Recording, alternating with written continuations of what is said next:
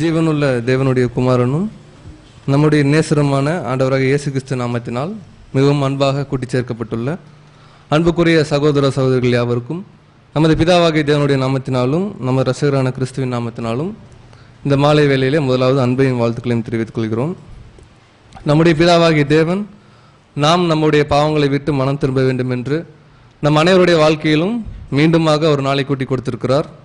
நம்முடைய பிதாவாகிய தேவன் செய்த இந்த ஒரு மிகப்பெரிய கிருபைக்காக மீண்டுமாக நம்முடைய ஆண்டவராகிய இயேசு கிறிஸ்துவின் மூலம் நம்முடைய துதிகளை நாம் எடுத்துக்கொள்வோம். ஸோ தொடர்ந்து ஒரு கடந்த 2 வாரங்களாக சாலமோன் எழுதின உன்னத பாட்டிலிருந்து கிறிஸ்துவும் சபையும் எந்த அளவுக்கு ஒரு அந்யூன்யமான ஒரு ஐக்கியத்தில் இருக்காங்க அப்படிங்கிறத குறித்து நம்ம பார்த்தோம். அது இன்ட்ரடக்ஷன் கிளாஸ்லேருந்தே நம்ம சொல்லக்கூடிய ஒரு காரியம். இது ஒரு சப்ஜெக்ட் கிடையாது, இது ஒரு பாடல் மாதிரியான பாடப்பட்ட ஒரு பகுதி. கிறிஸ்துவும் சபையும் அவங்க 2 பேருடைய மனநிலைமை, இந்த பூமியில் இப்போ சபை இருக்கு, அவங்களுடைய மனநிலைமை அவருடைய நேசரை குறித்து என்ன சொல்லுது, இயேசு கிறிஸ்து தன்னுடைய பிள்ளைகளை பார்த்து தன்னுடைய மனவாட்டியை பார்த்து அவருடைய எண்ணங்களை எப்படி வெளிப்படுத்துறார் அப்படிங்கிறது தான் இந்த உன்னத பாட்டில் ஃபுல்லாகவே ரெக்கார்ட் ஆகிருக்குன்னு பார்க்குறோம். பட் பழைய ஏற்பாட்டு காலத்தில் சாலமோன் தான் நேசித்த சூலமத்தியால குறித்து பாடினது. அப்படியே எங்கள் பொருளில் பார்க்கும்போது நம்முடைய ஆண்டவராகிய இயேசு கிறிஸ்து சாலமோனிலும் பெரியவர். அவர் அவருடைய மனவாட்டியாகிய நம்மளை, அதாவது அவருடைய சபையை குறித்து பாடக்கூடிய ஒரு பகுதின்னு பார்த்தோம். ஸோ கடந்த வாரம் என்ன பார்த்தோம் அப்படின்னா 5ஆம் வசனத்துலேருந்து பார்த்தோம். 5ஆம் வசனம் என்ன சொல்லுதுன்னா, சபை எருசலேம் குமாரத்திகள் அப்படிங்கிறத குறித்து ஒரு விஷயம் ஓப்பனாக பேசுது. வாசிக்கலாம். உன்னத பாட்டு 1:5. உன்னத பாட்டு 1ஆம் அதிகாரம் 5ஆம் வசனம். எருசலேமின் குமாரத்திகளே, கேதாரின் கூடாரங்களைப் போலவும் சாலமோனின் திரைகளைப் போலவும் நான் கருப்பாய் இருந்தாலும் அழகாய் இருக்கிறேன். சோ எருசலேமின் குமாரத்திகள் கிட்ட சபை சொல்லக்கூடிய ஒரு காரியம், நான் சாலமோன் திரைகளைப் போலவும் கேதாரின் கூடாரங்களைப் போலவும் கருப்பு தான், பட் நான் ரொம்ப அழகா இருக்கேன் அப்படின்னு சொல்லி பேசுது. அந்த எருசலேமின் குமாரத்திகள் யாருன்னு நம்ம கண்டுபிடிச்சோம் லாஸ்ட் வீக் பார்க்கும்போது. இந்த சூலமத்தியால் அந்த சபை இருக்கக்கூடிய ஒரு பகுதியில் இருக்கிறவங்க தான் எருசலேமின் குமாரத்திகள். ஏன்னா அவங்களுக்குள்ள இருந்து தான் நம்ம பேசுது. அப்போ நம்முடைய ஆண்டவராய் இயேசு கிறிஸ்துக்கு பிறகு இருக்கக்கூடிய அவருடைய சபையை அழைக்கப்பட்ட ஒரு நிலைமையில யாருக்குன்னு கேட்டிங்கன்னா ஒட்டுமொத்த கிறிஸ்தவர்கள். ஸோ இந்த கிறிஸ்தவர்களை, அதுவும் சபையை தவிர மற்ற பெயர் கிறிஸ்தவர்களை பைபிள் எப்படி அட்ரஸ் பண்ணுதுன்னா எருசலேமின் குமாரத்திகள். ஸோ அந்த பெயர் கிறிஸ்தவர்கள் 2 குரூப் இருக்காங்க. ஒன்று நாமினல் கிறிஸ்டியன்ஸ் தான். அதே போல சபையா அழைக்கப்பட்டு அவருடைய அழைப்பை விடக்கூடிய ஒரு திரள் கூட்டம் கூட இதனுடைய சாப்டரோட கடைசியில் பார்த்தீங்கன்னா அவர்களும் பெயர் கிறிஸ்தவர்கள் கண்டிஷனில் தான் இருக்கிறாங்க. ஸோ எருசலேமின் குமாரத்திகள் கிட்ட சபை என்ன சொல்லுதான், நான் கருப்பாக இருந்தாலும் அழகா இருக்கேன். ஸோ கருப்புக்கு நம்ம விளக்கம் பார்த்தோம். சபை ஒரு பாவ நிலைமையில தான் இருந்துச்சு. எப்போ கிறிஸ்து தன்னுடைய வெளிச்சம், அதாவது அவருடைய சூரிய வெளிச்சம் காஸ்பிள் கொடுக்குறாரோ உடனே ஃபீல் பண்ணுது நமக்குள்ள இருக்கிற பாவத்தை. அதுதான் அந்த கருப்பு, ஒரு சின்ஃபுல் ஒரு நேச்சர்னு பார்த்தோம். அதுக்கு உதாரணம் கேதாரின் கூடாரங்கள். இந்த இஸ்மவேலுடைய சந்ததியார் முஸ்லீம் சகோதரர்கள் அந்த காலத்துலேருந்து இப்போ வரைக்கும் போடக்கூடிய கூடாரங்கள் டெசர்ட்ல தூரத்துலேருந்து பார்த்தா அப்படியே நல்லா டார்க் கருப்பு கலரில் பிளாக்காக இருந்து ஒரு ஷைனிங்காக இருக்கும், அழகாக இருக்கும் ஆனால் பார்க்க. அதே போல் சாலமோனின் திரைகள். ஸோ சாலமோன் தேவாலயத்தில் திரை இருந்த மாதிரியும் அதுக்குரிய விஷயங்கள் நமக்கு தெரியல கிளியரா. பட் இந்த சாலமோன் டெம்பிள் எதற்கு முன்னாக இருந்துச்சுன்னு கேட்டிங்கன்னா ஒரு அடிப்படையில் டேபர்நாக்கிள். ஸோ டேபர்நாக்கிளில் மேலே போடக்கூடிய ஒரு ஸ்க்ரீன், ஒரு க்ளோஸ் பண்ணக்கூடிய ஒரு கவர் தான் அந்த டால்ஃபினோட ஸ்கின் பார்த்தோம். அதுவும் பிளாக் தான். ஸோ வெளியே பார்க்க சபை கருப்பாக தான் இருக்குது. எல்லா பெயர் சபை கண்ணோட்டத்திலையும் இவங்க என்ன இப்படி இருக்காங்க அப்படிங்கிறது. பட் உள்ளுக்குள்ளே பார்த்தீங்கன்னா சபைக்குரிய அநேக குணலட்சணங்கள் உள்ள மின்னுது. அது யாருக்கு மாத்திரம்தான் தெரியுமா, சபையை யார் நேசிக்கிறாங்களோ அவங்களுக்கு மாத்திரம்தான் தெரியும். இதெல்லாம் லாஸ்ட் வீக் பார்த்தோம். ஸோ திருச்சபை கருப்பு அப்படிங்கிறதுக்கு பழைய ஏற்பாடுலேயே 2-3 நிழல்கள் இருக்கு. ஒன்று மோசேனுடைய மனைவி சிப்போரால். ஸோ மோசே நம்முடைய ஆண்டவராகிய இயேசு கிறிஸ்து அடையாளமாக படித்தோம். அவருடைய மனைவியாகிய சிப்போரால் கூட கருப்பாக தான் இருந்திருக்காங்கன்னு வேதம் சொல்லுது. இன்னொருத்தங்க யாருங்க இவங்க? ஸோ சேபா நாட்டு ராஜஸ்திரி. எப்படி சேபா நாட்டு ராஜஸ்திரி சாலமோனுடைய ஞானத்துக்காக அவருடைய அட்மினிஸ்ட்ரேஷனை பார்க்கறதுக்கு எல்லா விஷயத்தையும் எடுத்துட்டு நேராக அவரை பார்க்க மீட் பண்ண வருதோ, அதே போல சபை கூட இந்த உலகத்தில் அவர் விரும்புகிற குணலட்சணங்களை எடுத்துட்டு இயேசு கிறிஸ்துவை நோக்கி இப்போ நம்ம பிரயாணப்பட்டிருக்கோம்னு பார்க்குறோம். ஸோ கருப்பாக இருந்தாலும் அழகாக இருக்கிறேன். அடுத்த வசனம் 6 படிக்கலாம். 6ஆம் வசனம், நான் கருப்பாய் இருக்கிறேன் என்று பாராதேயுங்கள். வெயில் என்மேல் பட்டது, என் தாயின் பிள்ளைகள் என்மேல் கோபமாய் இருந்து என்னை திராட்சை தோட்டங்களுக்கு காவற்காரியாக வைத்தார்கள். என் சொந்த திராட்சை தோட்டத்தையோ நான் காக்கவில்லை. சோ இது சபை சொல்லக்கூடிய ஒரு காரியம் தான். நான் ஏன் கருப்பா இருக்கேன், நான் ஏன் உங்களுக்கு எல்லாம் பிடிக்காத மாதிரி இருக்கேன் அப்படின்னா, உண்மையான சத்திய வெளிச்சம் எனக்குள்ள வந்தோடனே நான் ஃபீல் பண்ணிட்டேன், நான் ஒரு பாவியான ஒரு நிலைமையில தான். சோ இது பெயர் கிறிஸ்தவர்களுக்கு பிடிக்கிறது இல்ல. அவங்க என்ன பண்றாங்கன்னா, ஏதோ ஒரு வகையில நம்ம கிட்ட குற்றம் கண்டுபிடிக்கிறாங்க. 7ஆம் வசனம் படிக்கலாம். 7ஆம் வசனம், என் ஆத்தும நேசரே, உமது மந்தையை எங்கே மேய்த்து அதை மத்தியானத்தில் எங்கே மடக்குகிறீர்? எனக்கு சொல்லும். உமது தோழரின் மந்தைகள் அருகே அலைந்து திரிகிறவளை போல நான் இருக்க வேண்டியது என்ன? இப்ப சபைக்கு என்ன ஒரு ஃபீலிங் தெரியுங்களா? இயேசு கிறிஸ்து கிட்ட கேக்குது, என்ன கேக்குதுன்னா, என் ஆத்தும நேசரே, நான் ரொம்ப நேசிக்கிறவரே, நீங்க சொல்லுங்க, உங்களுக்குன்னு ஒரு மந்தை இருக்குல்ல, உங்க சபை, அதை நீங்க எங்க நீங்க மேய்க்கிறீங்க, எங்க நீங்க ஒரு இலைப்பாறுதலுக்குள்ள ரெஸ்ட்டுக்குள்ள கொண்டு போறீங்க, எனக்கு சொல்லுங்க, நானும் வந்து ஜாயின் பண்ணிக்கிறேன் அப்படிங்குது. ஸோ இதை நம்ம பார்த்தோம். இயேசு கிறிஸ்துவோடைய சபை ஆதிகால அப்போஸ்தலர்கள், அவர்கள் இருக்கிற இடத்துக்கு நம்ம போற மாதிரி கேட்கிறோம். இப்போ ஆல்மோஸ்ட் அங்கதான் உட்காந்துருக்கோம், நம்ம இலைப்பாறுதல்ல உட்காந்துருக்கோம்னு பாக்குறோம். ஸோ அடுத்தது தேர்ட் பர்சனா இருக்க வேணாம் அப்படின்னா மற்ற ஒரு ஜனங்கள் மாதிரி இருக்க வேணாம்னு சொல்லி பார்த்தோம். அப்புறம் இயேசு கிறிஸ்து முதல் முறையா இந்த ஒரு சாப்டர்ல அவர் பாட ஆரம்பிக்கிறார். என்ன பாட்டு வாசிக்கலாம்? 8ஆம் வசனம். 8ஆம் வசனம், ஸ்திரீகளில் ரூபவதியே, அதை நீ அறியாயாகில் மந்தையின் காலடிகளை தொடர்ந்து போய் மேய்ப்பர்களுடைய கூடாரங்கள் அண்டையில் உன் ஆட்டுக்குட்டிகளை மேயவிடு. சோ நம்முடைய ஆண்டவராய் இயேசு கிறிஸ்து முதல் முறையா இந்த ஒரு புக்ல அவருடைய ஃபீலிங்கை இப்ப ஓபன் பண்றார். முதல் வசனம் பாருங்க, ஸ்திரீகளில் ரூபவதியே. சோ திருவள்ளியா கூட இந்த வாரம் போட்டிருக்கோம். எப்படி இருக்கு வசனம்? பெண்களுக்குள் பேர் அழகியே. சோ பெண்களுக்குள் பேர் அழகியே. யார் சொல்லுவாங்க இந்த ஒரு வார்த்தையெல்லாம்? சோ ஒரு கணவன் ஒரு மனைவி, ஆக்சுவலா கிறிஸ்துவ சபையும் கல்யாணம் நடக்கல, என்கேஜ்மெண்ட் டைம், அப்ப சொல்லக்கூடிய ஒரு வார்த்தை பெண்களுக்குள் பேர் அழகியே. இயேசு கிறிஸ்து நம்மளை பார்த்து சொல்றாராம், நம்ம அழகே இல்லை அது நமக்கு தெரியும், பேர் அழகின்னு வேற நான் சபையை குறித்து சொல்றேன் அப்படிங்கிற ஒரு விஷயம். அவரே சொல்றாரு, என்னுடைய மண்டை எங்க போகுது அப்படிங்கிறது உனக்கு தெரிஞ்சுன்னா நீயே அங்க போயிட்டு உன்னுடைய ஆட்டுக்குட்டிகள் உன் கூட இருக்கிறவங்களையும் அங்க நீ சேர்த்துரு அப்படிங்கிறாங்க. அதை நம்ம பார்த்தோம். அவருடைய மண்டை போற இடம் நமக்கு நல்லா தெரியும். அப்போஸ்தலருடைய லைஃப், அந்த லைஃப் எங்க வந்து நிக்குதுன்னா அந்த டாக்டரின் இப்ப நம்ம கிட்ட வந்து நிக்குதுன்னு பாக்குறோம். கரெக்டான ஒரு மண்டையில தான் இப்ப நம்ம உட்கார்ந்துட்டு இருக்கோம். உலக பிரகாரமான எந்த ஒரு மனிதனுடைய ஒரு பாரம்பரியத்துக்குள்ளேயும் நம்ம இருக்கக்கூடாதுங்கிறதையும் லாஸ்ட் வீக் படித்தோம். எங்க நம்ம நிறுத்தணும் லாஸ்ட் வீக்னா இந்த வசனத்திலிருந்து தான் படிக்கலாம். உன்னத பாட்டு 1ஆம் அதிகாரம் 9ஆம் வசனம். உன்னத பாட்டு 1ஆம் அதிகாரம் 9ஆம் வசனம், என் பிரியமே, பார்வோனுடைய ரதங்களில் பூண்டிருக்கிற பரிகள் பவுஞ்சுக்கு உன்னை ஒப்பிடுகிறேன். ஸோ இப்போ இந்த வார பாடத்துக்குள்ள நம்ம என்ன பண்ணலாம், ஸ்லோவா அப்படி போகலாம். ஸோ பேக்ரவுண்ட் செட் பண்ணிக்கலாம். நமக்கு இப்போ யாரும் இல்லை. ஸோ யாரும் இல்லைங்கிறது கூட நம்ம எப்படி புரிஞ்சுக்கலாம்னா, இருக்கிறாங்க ஆனா இல்லை. நம்ம இயேசு கிறிஸ்துக்காக வெயிட் பண்ணிட்டு இருக்கோம் இந்த சத்தியத்துக்குள்ள. அவர் வந்து நம்மளை கூட்டிட்டு போயிடுவார், வந்துட்டார், நம்மளை மீட்டு கொண்டு போவார் அப்படிங்கிற ஒரு ஃபீலிங்ல நம்ம வாழ்ந்துட்டு இருக்கிற மாதிரி வாழ்ந்துட்டு இருக்கோம்.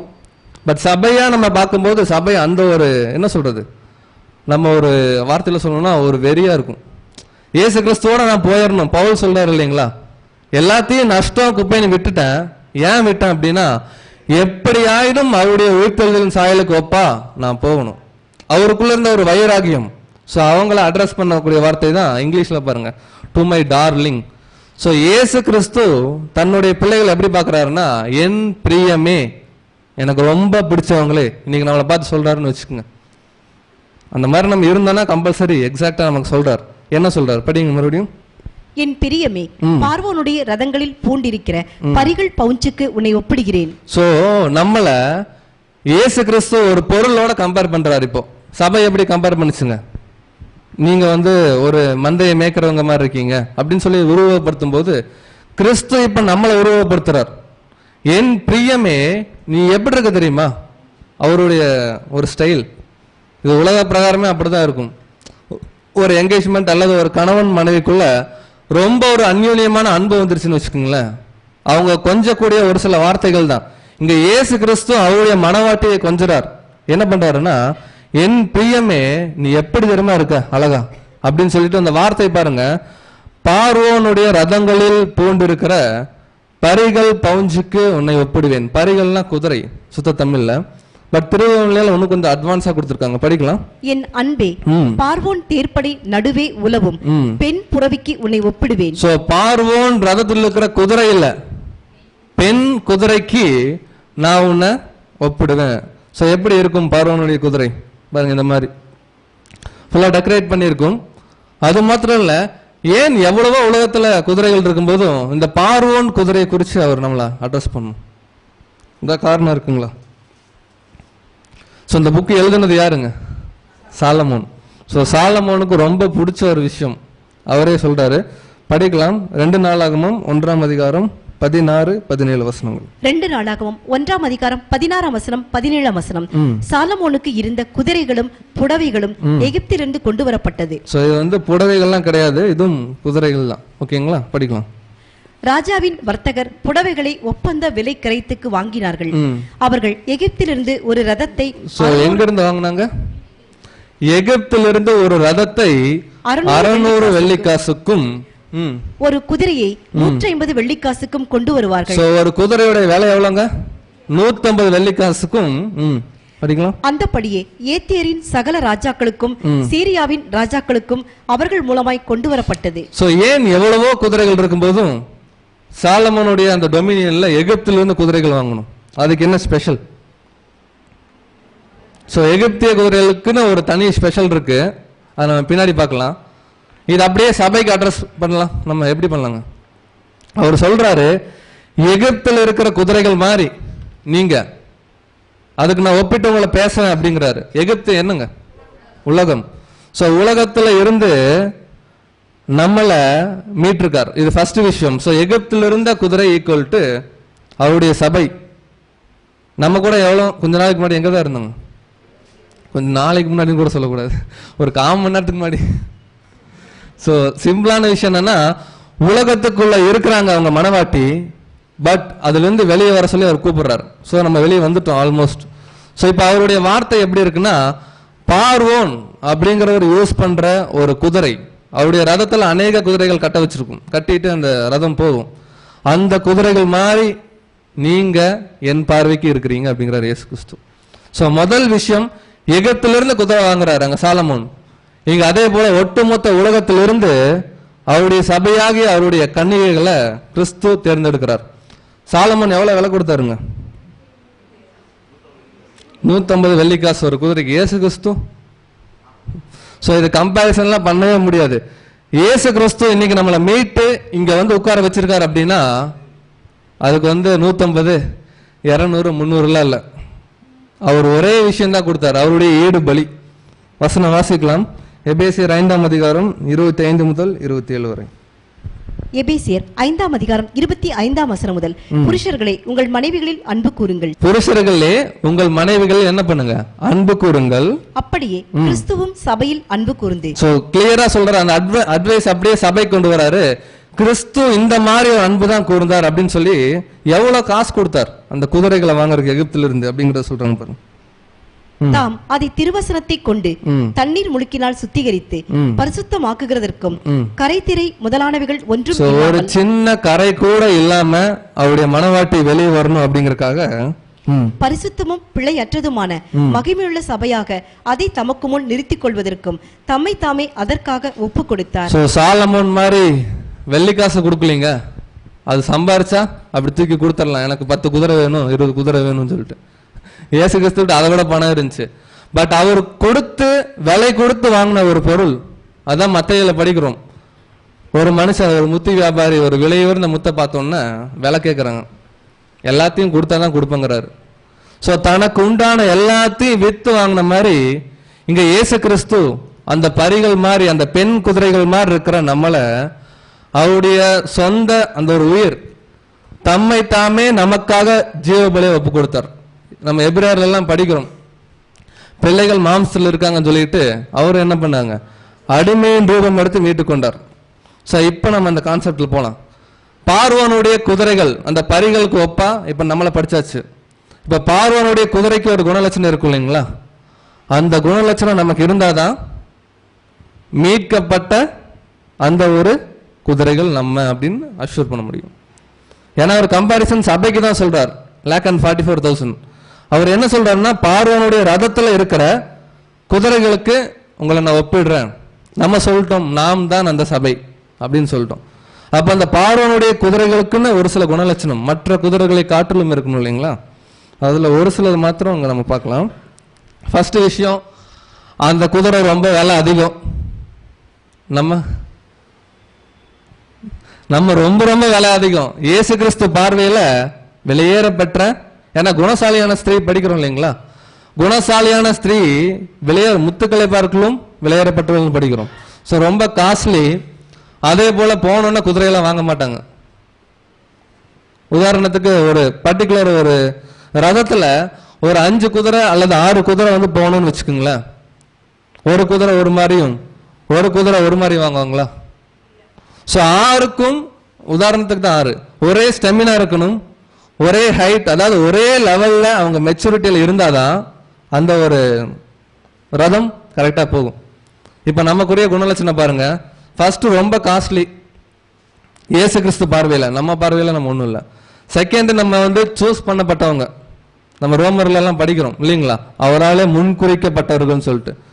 தேர்டு, நல்ல நல்ல குதிரைகளை மாத்திரம்தான் பார்வோன் தன்னுடைய ரதத்துல யூஸ் பண்ணுவார். ஸோ நம்மளை அவர் யூஸ் பண்றார் அப்படின்னா அவர் பார்வையில நம்ம ரொம்ப நல்லவங்களா இருக்கும். அதனாலதான் ஸ்டில் அவருடைய சத்தியத்துக்குள்ள நமக்குன்னு ஒரு அழைப்பை கொடுத்துருக்கார். அடுத்தது வந்து ரொம்ப அழகு, அப்புறம் ரொம்ப துரிதமா ஓடக்கூடிய ஒரு தன்மை. சாதாரணமாக இந்த உலகத்துல பாருங்க, குதிரைகளுக்குன்னு ஒரு சில குணலட்சணம் இருக்கு. அது ரொம்ப ஃபாஸ்டா ஓடும். அதே போல பார்க்க எப்படி இருக்குங்க, இங்க பாருங்க இந்த பிக்சர்லயே இருக்கு. ஸோ கருப்புன்றனால ஒரு கருப்பு குதிரை போட்டுருவோம். ஸோ ரொம்ப அழகா இருக்கும், மற்றவங்க பார்த்தா பிடிக்கும், அந்த குதிரையை பார்த்தா பிடிக்கும். இன்னொன்று ரொம்ப துரிதமா ஓடக்கூடிய ஒரு வேலை கொடுத்தோம், ஒரு கமாண்ட் கொடுக்குறாருன்னு வச்சுக்கோங்க, ஒரு ஆர்டர் கொடுக்குறாரு, ஜஸ்ட் இந்த நாக்கில் அப்படி பிடிச்சிட்டு நம்ம அங்கே போகணுங்கிற ஒரு ஃபீல் கொடுக்குறாருன்னா குதிரை என்ன பண்ணும்?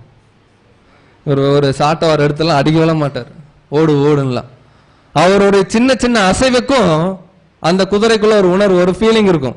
அந்த ஃபீலிங்கை புரிஞ்சுக்கிட்டு கரெக்டாக செயல்படும்.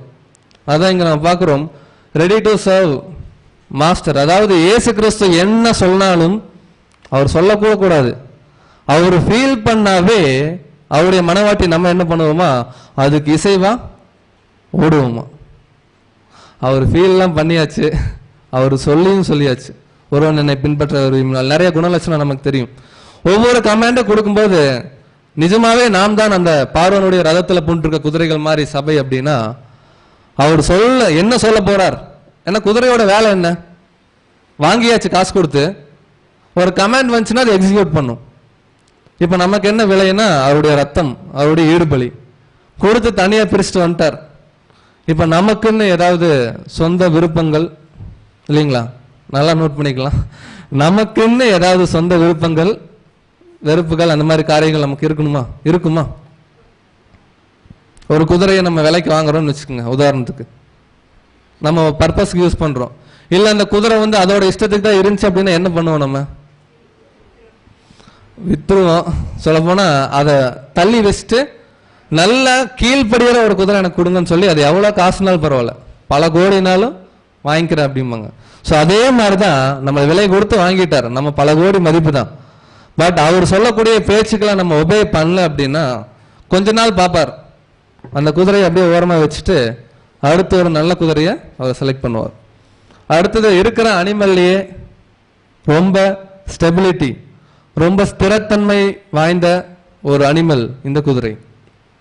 நம்ம இன்ஜினுக்கெல்லாம் கூட ஸ்பீடுக்கெல்லாம் சொல்லுவோம் இல்லைங்களா, ஹார்ஸ் பவர்லாம் சொல்றோம்.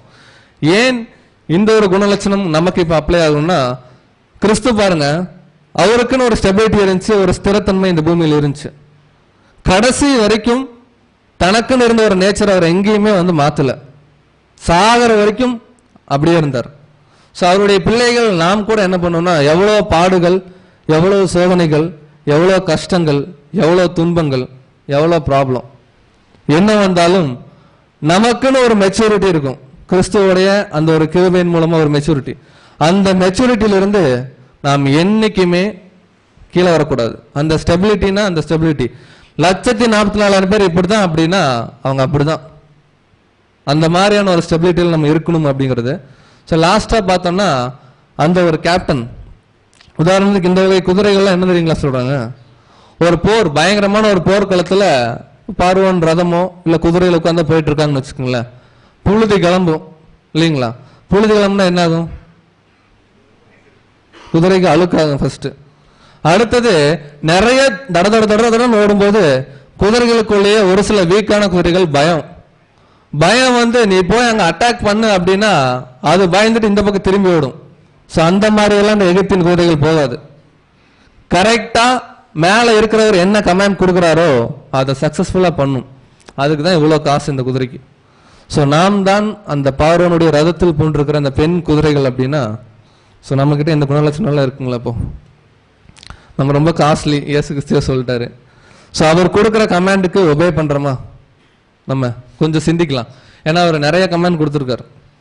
நம்ம அவர் கமாண்ட் கொடுக்காத நிறைய காரியங்கள் பண்ணிட்டு இருக்கோம் அவருக்கு பிரியமா. இது கடைசியில் என்ன ஆகும்னா, கிறிஸ்துமஸ் கொண்டாடியெல்லாம் இயேசு கிறிஸ்துவ சந்தோஷப்படுத்த முடியுமான்னு பேசிக்ல கேட்குறோம் இல்லைங்களா? அந்த மாதிரி தான் இருக்கும். ஸோ ஃபர்ஸ்ட் அவர் கொடுத்துருக்கிற கமாண்டுக்கு நம்ம ஒபே பண்ணணும். அப்புறம் அது கூட அடிஷ்னலா அவருக்கு பிரியமான காரியங்கள் என்ன வேணா பண்ணலாம். ஸோ வசனம் படிக்கலாம். ரோமர் 6ஆம் அதிகாரம் 19ஆம் வசனம். ரோமர் 6ஆம் அதிகாரம் 19ஆம் வசனம். உங்கள் மாம்ச பலவீனத்தின் நிமித்தம் மனுஷர் பேசுகிற பிரகாரமாய் பேசுகிறேன். ஸோ அப்போஸ்தலனாகிய பவுல் நம்மளை விலை கொடுத்து வாங்கின கிறிஸ்துவ பத்தியும் நம்மளை பத்தியும் ஒரு வார்த்தை சொல்றாரு. உங்களை மாதிரியே நான் பேசுறேன் அப்படிங்கிறாரு. அக்கிரமத்தை நடப்பிக்கும்படி முன்னே நீங்கள் உங்கள் அவயவங்களை அசுத்தத்திற்கும் அக்கிரமத்திற்கும் அடிமைகளாக ஒப்பு கொடுத்தது போல. விலை கொடுத்து வாங்கிறதுக்கு முன்னாடி அந்த குதிரை என்ன வேணா எப்படி வேணா இருந்திருக்கலாம், அந்த ஒரு பரிகள் அப்படிங்கிறது. பட் ஒன்ஸ் அதை இயேசு கிறிஸ்து தன்னுடைய ரத்தத்தை கொடுத்து மீட்டுக்கிட்ட பிறகு அதை நம்ம ஒத்துக்கிறோம் இல்லைங்களா? பேப்டிசம்ல அதை குறித்து சொல்றாரு, படிக்கலாம். இப்பொழுது பரிசுத்தமானதை நடப்பிக்கும்படி உங்கள் அவயவங்களை நீதிக்கு அடிமைகளாக ஒப்புக்கொடுங்க. எப்ப இயேசு கிறிஸ்து நம்மளை விலை கொடுத்து வாங்கிட்டார், அவரோட நம்ம ஒரு பாண்டுக்குள்ள போயிட்டோமோ, இனிமேல் நமக்குன்னு ஒரு செல்ஃப் இல்லே இருக்கக்கூடாது. நம்ம இதுதான் பண்ணணும், நம்ம இதுதான் பண்ணணும் அப்படிங்கிற ஒரு குணலட்சணம் நமக்குள்ள இருக்கக்கூடாதுன்னு வசனம் சொல்லுது. நீதிக்கு அடிமைகளாக, நீதி ஒரு கமாண்ட் கொடுக்கும். என்ன கொடுக்கும்? இயேசு கிறிஸ்து கொடுப்பாரு, கீழ்ப்படியுங்கன்னு சொல்லுவாரு. அவர் ஒரு விளக்கம், ஒரு விஷயம், ஒரு கவுன்சிலிங் நமக்கு அவர் கொடுக்கும்போது வசனத்திலிருந்து உடனே நாம் அந்த 144,000 பேரா இருந்தோம்னா எந்த ஹெசிடேஷனும் நமக்குள்ள இருக்காது. எதை பத்தி ஃபீல் பண்ண மாட்டோம். இவங்க கோச்சுக்குவாங்க, அவங்க கோச்சுக்குவாங்க, எதுவுமே இருக்காது. கரெக்டா அது கீழ்ப்படிஞ்சிருவோம். ஏன்னா நம்ம யாருக்காக வாழ்ந்துட்டு இருக்கோங்க? நம்ம ஒரு நபருக்காக வாழல, நாம் நம்முடைய மனவாளனுக்காக இப்ப என்ன பண்ணிருக்கோம்னா காத்துட்டு இருக்கோம். என்கேஜ்மெண்ட் முடிஞ்சிருச்சு, மேரேஜுக்காக வெயிட் பண்ணிட்டு இருக்கோம். அவர் ஆல்மோஸ்ட் வந்துட்டாரு, இன்னும் கொஞ்சம் ஒரு சில காலங்கள்ல அவர் நம்மளை கூட்டு போயிடுவார், நமக்கு தெரியும். ஸோ அது வரைக்கும் கொஞ்ச காலத்துல அந்த கமாண்டுக்கு ஒபே பண்ணோம்னா நாம் தான் அந்த பார்வோன்ற இடத்துல பூண்டிருக்கிற ஒரு பெண் பரிகள். ஸோ வாசிக்கலாம் 10ஆம் வசனம். உன்னத பாட்டு 1ஆம் அதிகாரம் 10ஆம் வசனம். ஆபரணாதிகள் பூண்ட உன் கன்னங்களும் ஆரங்கள் பூண்ட உன் கழுத்தும் அழகாய் இருக்கிறது. ஸோ எப்படி ஒரு மணவாளன் ஆக போற ஒருத்தர், ஸோ தன் கூட மணவாட்டி ஆக போற ஒருத்தங்களை குறித்து ஒரு அன்பான ஒரு வார்த்தை அழகெல்லாம் வர்ணிப்பாங்க இல்லைங்களா உலகத்துல, அதே விஷயம் இங்க இயேசு கிறிஸ்து நம்மளை வர்ணிக்கிறார். என்ன சொல்றாருங்க? ஆபரணாதிகள் பூண்ட உன் கன்னங்களும் ஆரங்கள் பூண்ட உன் கழுத்தும் அழகா இருக்கு. இப்ப டிஸ்கிரைப் பண்றாரு தன்னுடைய மணவாட்டிய. இயேசு கிறிஸ்து இன்ச் பை இன்ச்சா என்ன பண்றாருன்னா வர்ணிக்க ஆரம்பிக்கிறார். ஃபர்ஸ்ட் என்ன சொல்றாரு? நம்முடைய கன்னம் அழகா இருக்கு, அடுத்து நம்ம கழுத்துல ஆபரணங்கள் ரொம்ப அழகா இருக்கு அப்படிங்கிறாங்க. அதே திருவள்ளுவத்துல படிக்கலாம்.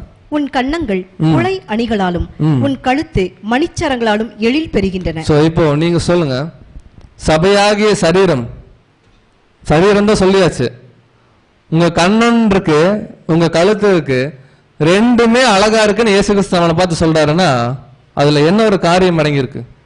நமக்கு கழுத்து எது? ஜெனரலா கழுத்து சபைக்கு. சோ இங்க வந்து கழுத்து அப்படிங்கிற விஷயத்தை எப்படி நம்ம சகோதரர்கள் டீல் பண்றாங்கன்னா இது அப்படியே ஸ்பிரிச்சுவலா எடுத்துக்கிறாங்க.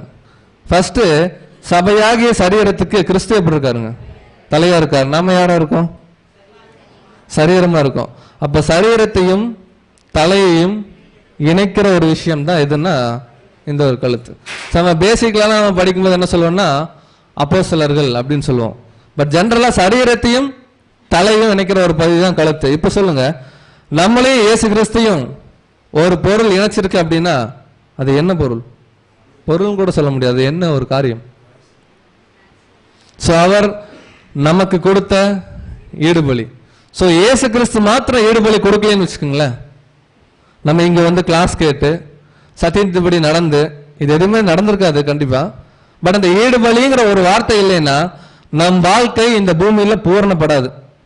நம்ம என்ன ரிஸ்க் எடுத்தாலும் சரி, எல்லாரும் ஆதாம் பாவத்துக்குள்ளேயே செத்துட்டே இருந்திருப்போம். நம்ம பாவமே பண்ணாம வாழ்ந்தாலும் பிறக்கும்போது பாவம்னு வசனம் இருக்கு, முடிஞ்சு. ஸோ எதை கொடுத்து தான் அவர் மீட்கிறார் அப்படின்னா அந்த ஒரு கழுத்துங்க எதை அடையாளப்படுத்துதுன்னா அவர் கொடுக்கக்கூடிய அந்த ஒரு ரேன்சம். சரி, கண்ணு அழகா இருக்குன்னு சொல்றாரு. நம்ம கூட குழந்தைகள்லாம் சொல்லுவோம் இல்லைங்களா, உன் கண்ணும் ரொம்ப அழகா இருக்கு. நல்லா கொஞ்சம் பசங்களாம் கொஞ்சம் திடகாத்திரமா இருந்தாங்கன்னா கண்ணத்தை பிடிச்சி என்ன பண்ணுவோம், கிள்ளுவோம். ஸோ இது எதை அடையாளப்படுத்துதுன்னு சொல்ல முடியுங்களா? ஜென்ரலா இப்போ நம்ம இருக்கோம், நம்மளுடைய கண்ணம் கொஞ்சம் சதையோட இருந்துச்சு அப்படின்னா அதை எதை அடையாளப்படுத்தும்? பிசிக்கலா நம்மளுடைய ஒரு ஹெல்த் இல்லைங்களா. ஒருத்தர் வந்து ரொம்ப டல்லா இருக்காருன்னா ஏன் சாப்பிடலாம் கேட்போம், ரொம்ப சாப்பாடு உடம்புல ஒட்ட மாட்டேங்குதுங்க எல்லாம் சொல்லுவோம். ஸோ இயேசு கிறிஸ்து 2 வர்ணனை கொடுக்குறாரு. உன் கண்ணம் ஆபரணாதிகள் பூண்டது ரொம்ப அழகா இருக்கு, உன் கழுத்தும் அழகா இருக்கு அப்படிங்கிறாரு. ஸோ ஒரு வசனம் படிக்கலாம். கழுத்தும் கண்ணம் எதை அடையாளப்படுத்தும்? நீதிமொழிகள் 3ஆம் அதிகாரம் 3ஆம் வசனம். நீதிமொழிகள் 3ஆம் அதிகாரம் 3ஆம் வசனம்.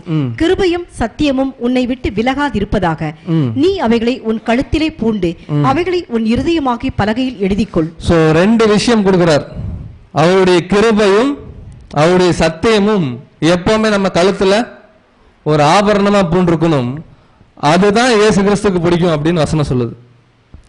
சோ இயேசு கிறிஸ்து மேல இருந்து பார்த்தாருன்னா அவருடைய சபைக்கு என்னதான் தெரியணுங்களா, அவங்க சத்தியத்துல நடக்கிற வாழ்க்கையும் அவருடைய கிருபையை அவங்க எப்படி யூஸ் பண்ணிக்கிறாங்க அப்படிங்கிற 2 விஷயம். இது ஒரு கான்செப்ட். ஸோ இதை வந்து லிட்டரலா சாலமோன் எதை அங்க பேசியிருக்கலாம், உன் கண்ணு அழகா இருக்கு உன் கழுத்து அழகா இருக்குன்னா அந்த ஈஸ்டர்ன் பீப்புளுடைய கல்ச்சர்ல அங்க இருக்கிற சகோதரிகள் என்ன பண்ணுவாங்களா, இன்னைக்கு கூட நம்ம நார்த் ஈஸ்ட்ல எல்லாம் பார்க்குறோம், காதுல இருந்து ஒரு இயரிங் எடுத்து அப்படியே அதை கீழே கொண்டு வந்திருப்பாங்க, கண்ணை வரைக்கும் மறைக்கிற மாதிரி. நம்ம ஈஜிப்சியனுடைய ஒரு சில சகோதரிகள் போட்டோலாம் கூட நீங்க நெட்ல பாருங்க. இது வரைக்கும் வந்து பாத்தீங்கன்னா ஃபுல்லாவே ஆபரணங்கள் இருக்கும், இங்கேயும் ஆபரணங்கள் இருக்கும், கண்ணை மட்டும்தான் தெரியும். ஸோ அவர் என்ன சொல்றாருன்னா ஒவ்வொரு முத்துக்களாலேயும் அந்த ஒரு விஷயங்களை அலங்கரிச்சிருப்பாங்க அவங்க. ஸோ முத்து ஈக்குவல் டு அவர் கொடுக்கக்கூடிய வெளியேறப்பட்ட அந்த சத்தியம். ஸோ நாம் கூட அப்படிதான், இதுக்கு வசனம் கூட சப்போர்ட் பண்ணுது. வாசிக்கலாம், மத்தேயு 13ஆம் அதிகாரம் 12ஆம் வசனம். மத்தேயு 13ஆம் அதிகாரம் 12ஆம் வசனம். உள்ளவன் எவனோ அவனுக்கு கொடுக்கப்படும். ஒருவேளை நம்ம கண்ணம் நல்லா எப்படி அந்த வார்த்தை எப்படி சொல்றேன்னு தெரியல, அப்படி இருக்குன்னு வச்சுக்கோங்களேன், அந்த மாதிரி கொஞ்சம் குண்டா இருக்குன்னு வச்சுக்கோங்களேன், இயேசு கிறிஸ்துவ புஷ்டியா இருக்குன்னு வச்சுக்கோங்களேன். என்னன்னா இயேசு கிறிஸ்து பார்த்தா நம்ம அழகா இருக்கு சபை. அப்ப இயேசு கிறிஸ்து பார்க்கும்போது சபை அழகா இருக்கு அப்படின்னா எப்படி அழகா இருக்கும்? சரீர பிரகாரமா இல்ல, அவர் சொன்னதை கேட்டு கீழ்ப்படிஞ்சிருந்தா அவருக்கு ரொம்ப பிடிக்கும். ஸோ அவர் என்ன சொல்றாரு, சத்தியங்களை கொடுக்குறாரு. அந்த சத்தியங்களை சாப்பிட்ற நமக்கு பிசிக்கல் growth இருக்காது. ஸோ ஸ்பிரிச்சுவலா நம்ம இந்த கிறிஸ்டியன் அப்படிங்கிற ஒரு மெச்சூரிட்டியில் இருந்தோம் அப்படின்னா அவர் பார்வைக்கு ரொம்ப அழகா இருக்கும். அப்பதான் சொல்வார், உன் கண்ணம் அழகா இருக்கு நம்மளை பார்த்து. நீங்க கிறிஸ்துவோடைய மெச்சூரிட்டியில் இருக்கீங்க, என்னுடைய மெச்சூரிட்டியில் இருக்கீங்க, எனக்கு நீங்க தான் வேணும் அப்படிம்பாரு. ஸோ அதான் சொல்லுது வசனம், படிக்கலாம். உள்ளவன் எவனோ ஒருத்தர் நல்லா சாப்பிட்றாங்க, சாப்பாடு கொடுக்கும்போது சாப்பிடும்போது கண்ணு நல்லா வளருதுன்னு வச்சுக்கோங்களேன். அதான் கிறிஸ்து சொல்றாரு, ஒருத்தங்க சத்திய வசனங்களை சாப்பிட்டு ஜீரணிச்சு நல்லவங்களுக்கு திரும்ப திரும்ப கொடுத்துட்டே இருப்பாங்கிறார். ஒருவேளை சத்தியத்தை காதுல வாங்கிட்டு பேசிக்ல சொல்றதே தான், நம்ம அதுக்கு கீழ்ப்படியாம இருந்தோம் அப்படின்னா கம்பல்சரி அந்த அழகு நமக்குள்ள இருக்காது. அந்த அழகு இல்லைனாவே நாம் அவருடைய சபை இல்லை அப்படிங்கிற விஷயம். ஸோ இதுக்கப்புறம் வீட்டுக்கு போய் நிறைய சாப்பிடலாம் வேணாம். ஸோ ஸ்பிரிச்சுவலா அவருடைய சத்தியங்கள் என்ன பண்ணணும்னா உட்கொண்டு புஷ்டியா இருக்கணும். அந்த குதிரைகள் கூட படிக்கிறோம், ஒரு ஸ்டெமினால அது ஓடுதுன்னு வச்சுக்கோங்களேன், ஒரு பலம் இருக்கு குதிரைக்கு. எப்படி பலம் வரும்? நல்ல ஆகாரம் சாப்பிட்டு ராஜா என்ன சொல்றாரோ அதைபடி கேட்கணும். ஸோ இங்க ராஜா வந்து பல காரியம் சொல்லிட்டார், அவர் ஆகாரம் கொடுக்குறாரு, அந்த ஆகாரத்தை வாங்கி உட்கொண்டு நம்ம ரொம்ப புஷ்டியா இருக்கணும் அப்படின்னு சொல்லிட்டு அதுல இயேசு கிறிஸ்து பத்தி ஒரு வசனம் படிக்கலாம். நீதிமொழிகள் 1ஆம் அதிகாரம் 8-9 வசனங்கள். நீதிமொழிகள் 1ஆம் அதிகாரம் 8ஆம் வசனம் 9ஆம் வசனம். என் மகனே, உன் தகப்பன் புத்தியை கேள், உன் தாயின் போதகத்தை தள்ளாதே. சோ இயேசு கிறிஸ்து நமக்கு கொடுக்கிற போதகத்தை என்ன பண்ணக்கூடாதுங்களா? சோ லிட்டரலா இதை எடுத்துக்கலாம், ஸ்பிரிச்சுவலா நான் சொல்றேன். அவருடைய போதகத்தை நாம் என்னைக்குமே தள்ளக்கூடாது. தள்ளனம்னா நம்ம கண்ணு அழகா இருக்காது. நம்ம கண்ணு அழகா இல்லைன்னா அவர் நம்மளை பார்த்து பாடவும் மாட்டாரு, நம்மளை சேர்த்துக்கவும் மாட்டார். படிக்கலாம். அவைகள் உன் சிரசுக்கு அலங்காரமான முடியும், உன் கழுத்துக்கு சரப்பணியுமாய் இருக்கும். சோ அவர் கொடுக்கக்கூடிய அந்த டாக்டரின், அவருடைய ஒபீடியன்ஸ் தான் நம்ம கழுத்துக்கு கூட அந்த ஒரு சரப்பணியா இருக்கும் அப்படின்னு சொல்லுது. அடுத்த வசனம் போலாம். உன்னத பாட்டு 1ஆம் அதிகாரம் 11ஆம் வசனம். உன்னத பாட்டு 1ஆம் அதிகாரம் 11ஆம் வசனம்.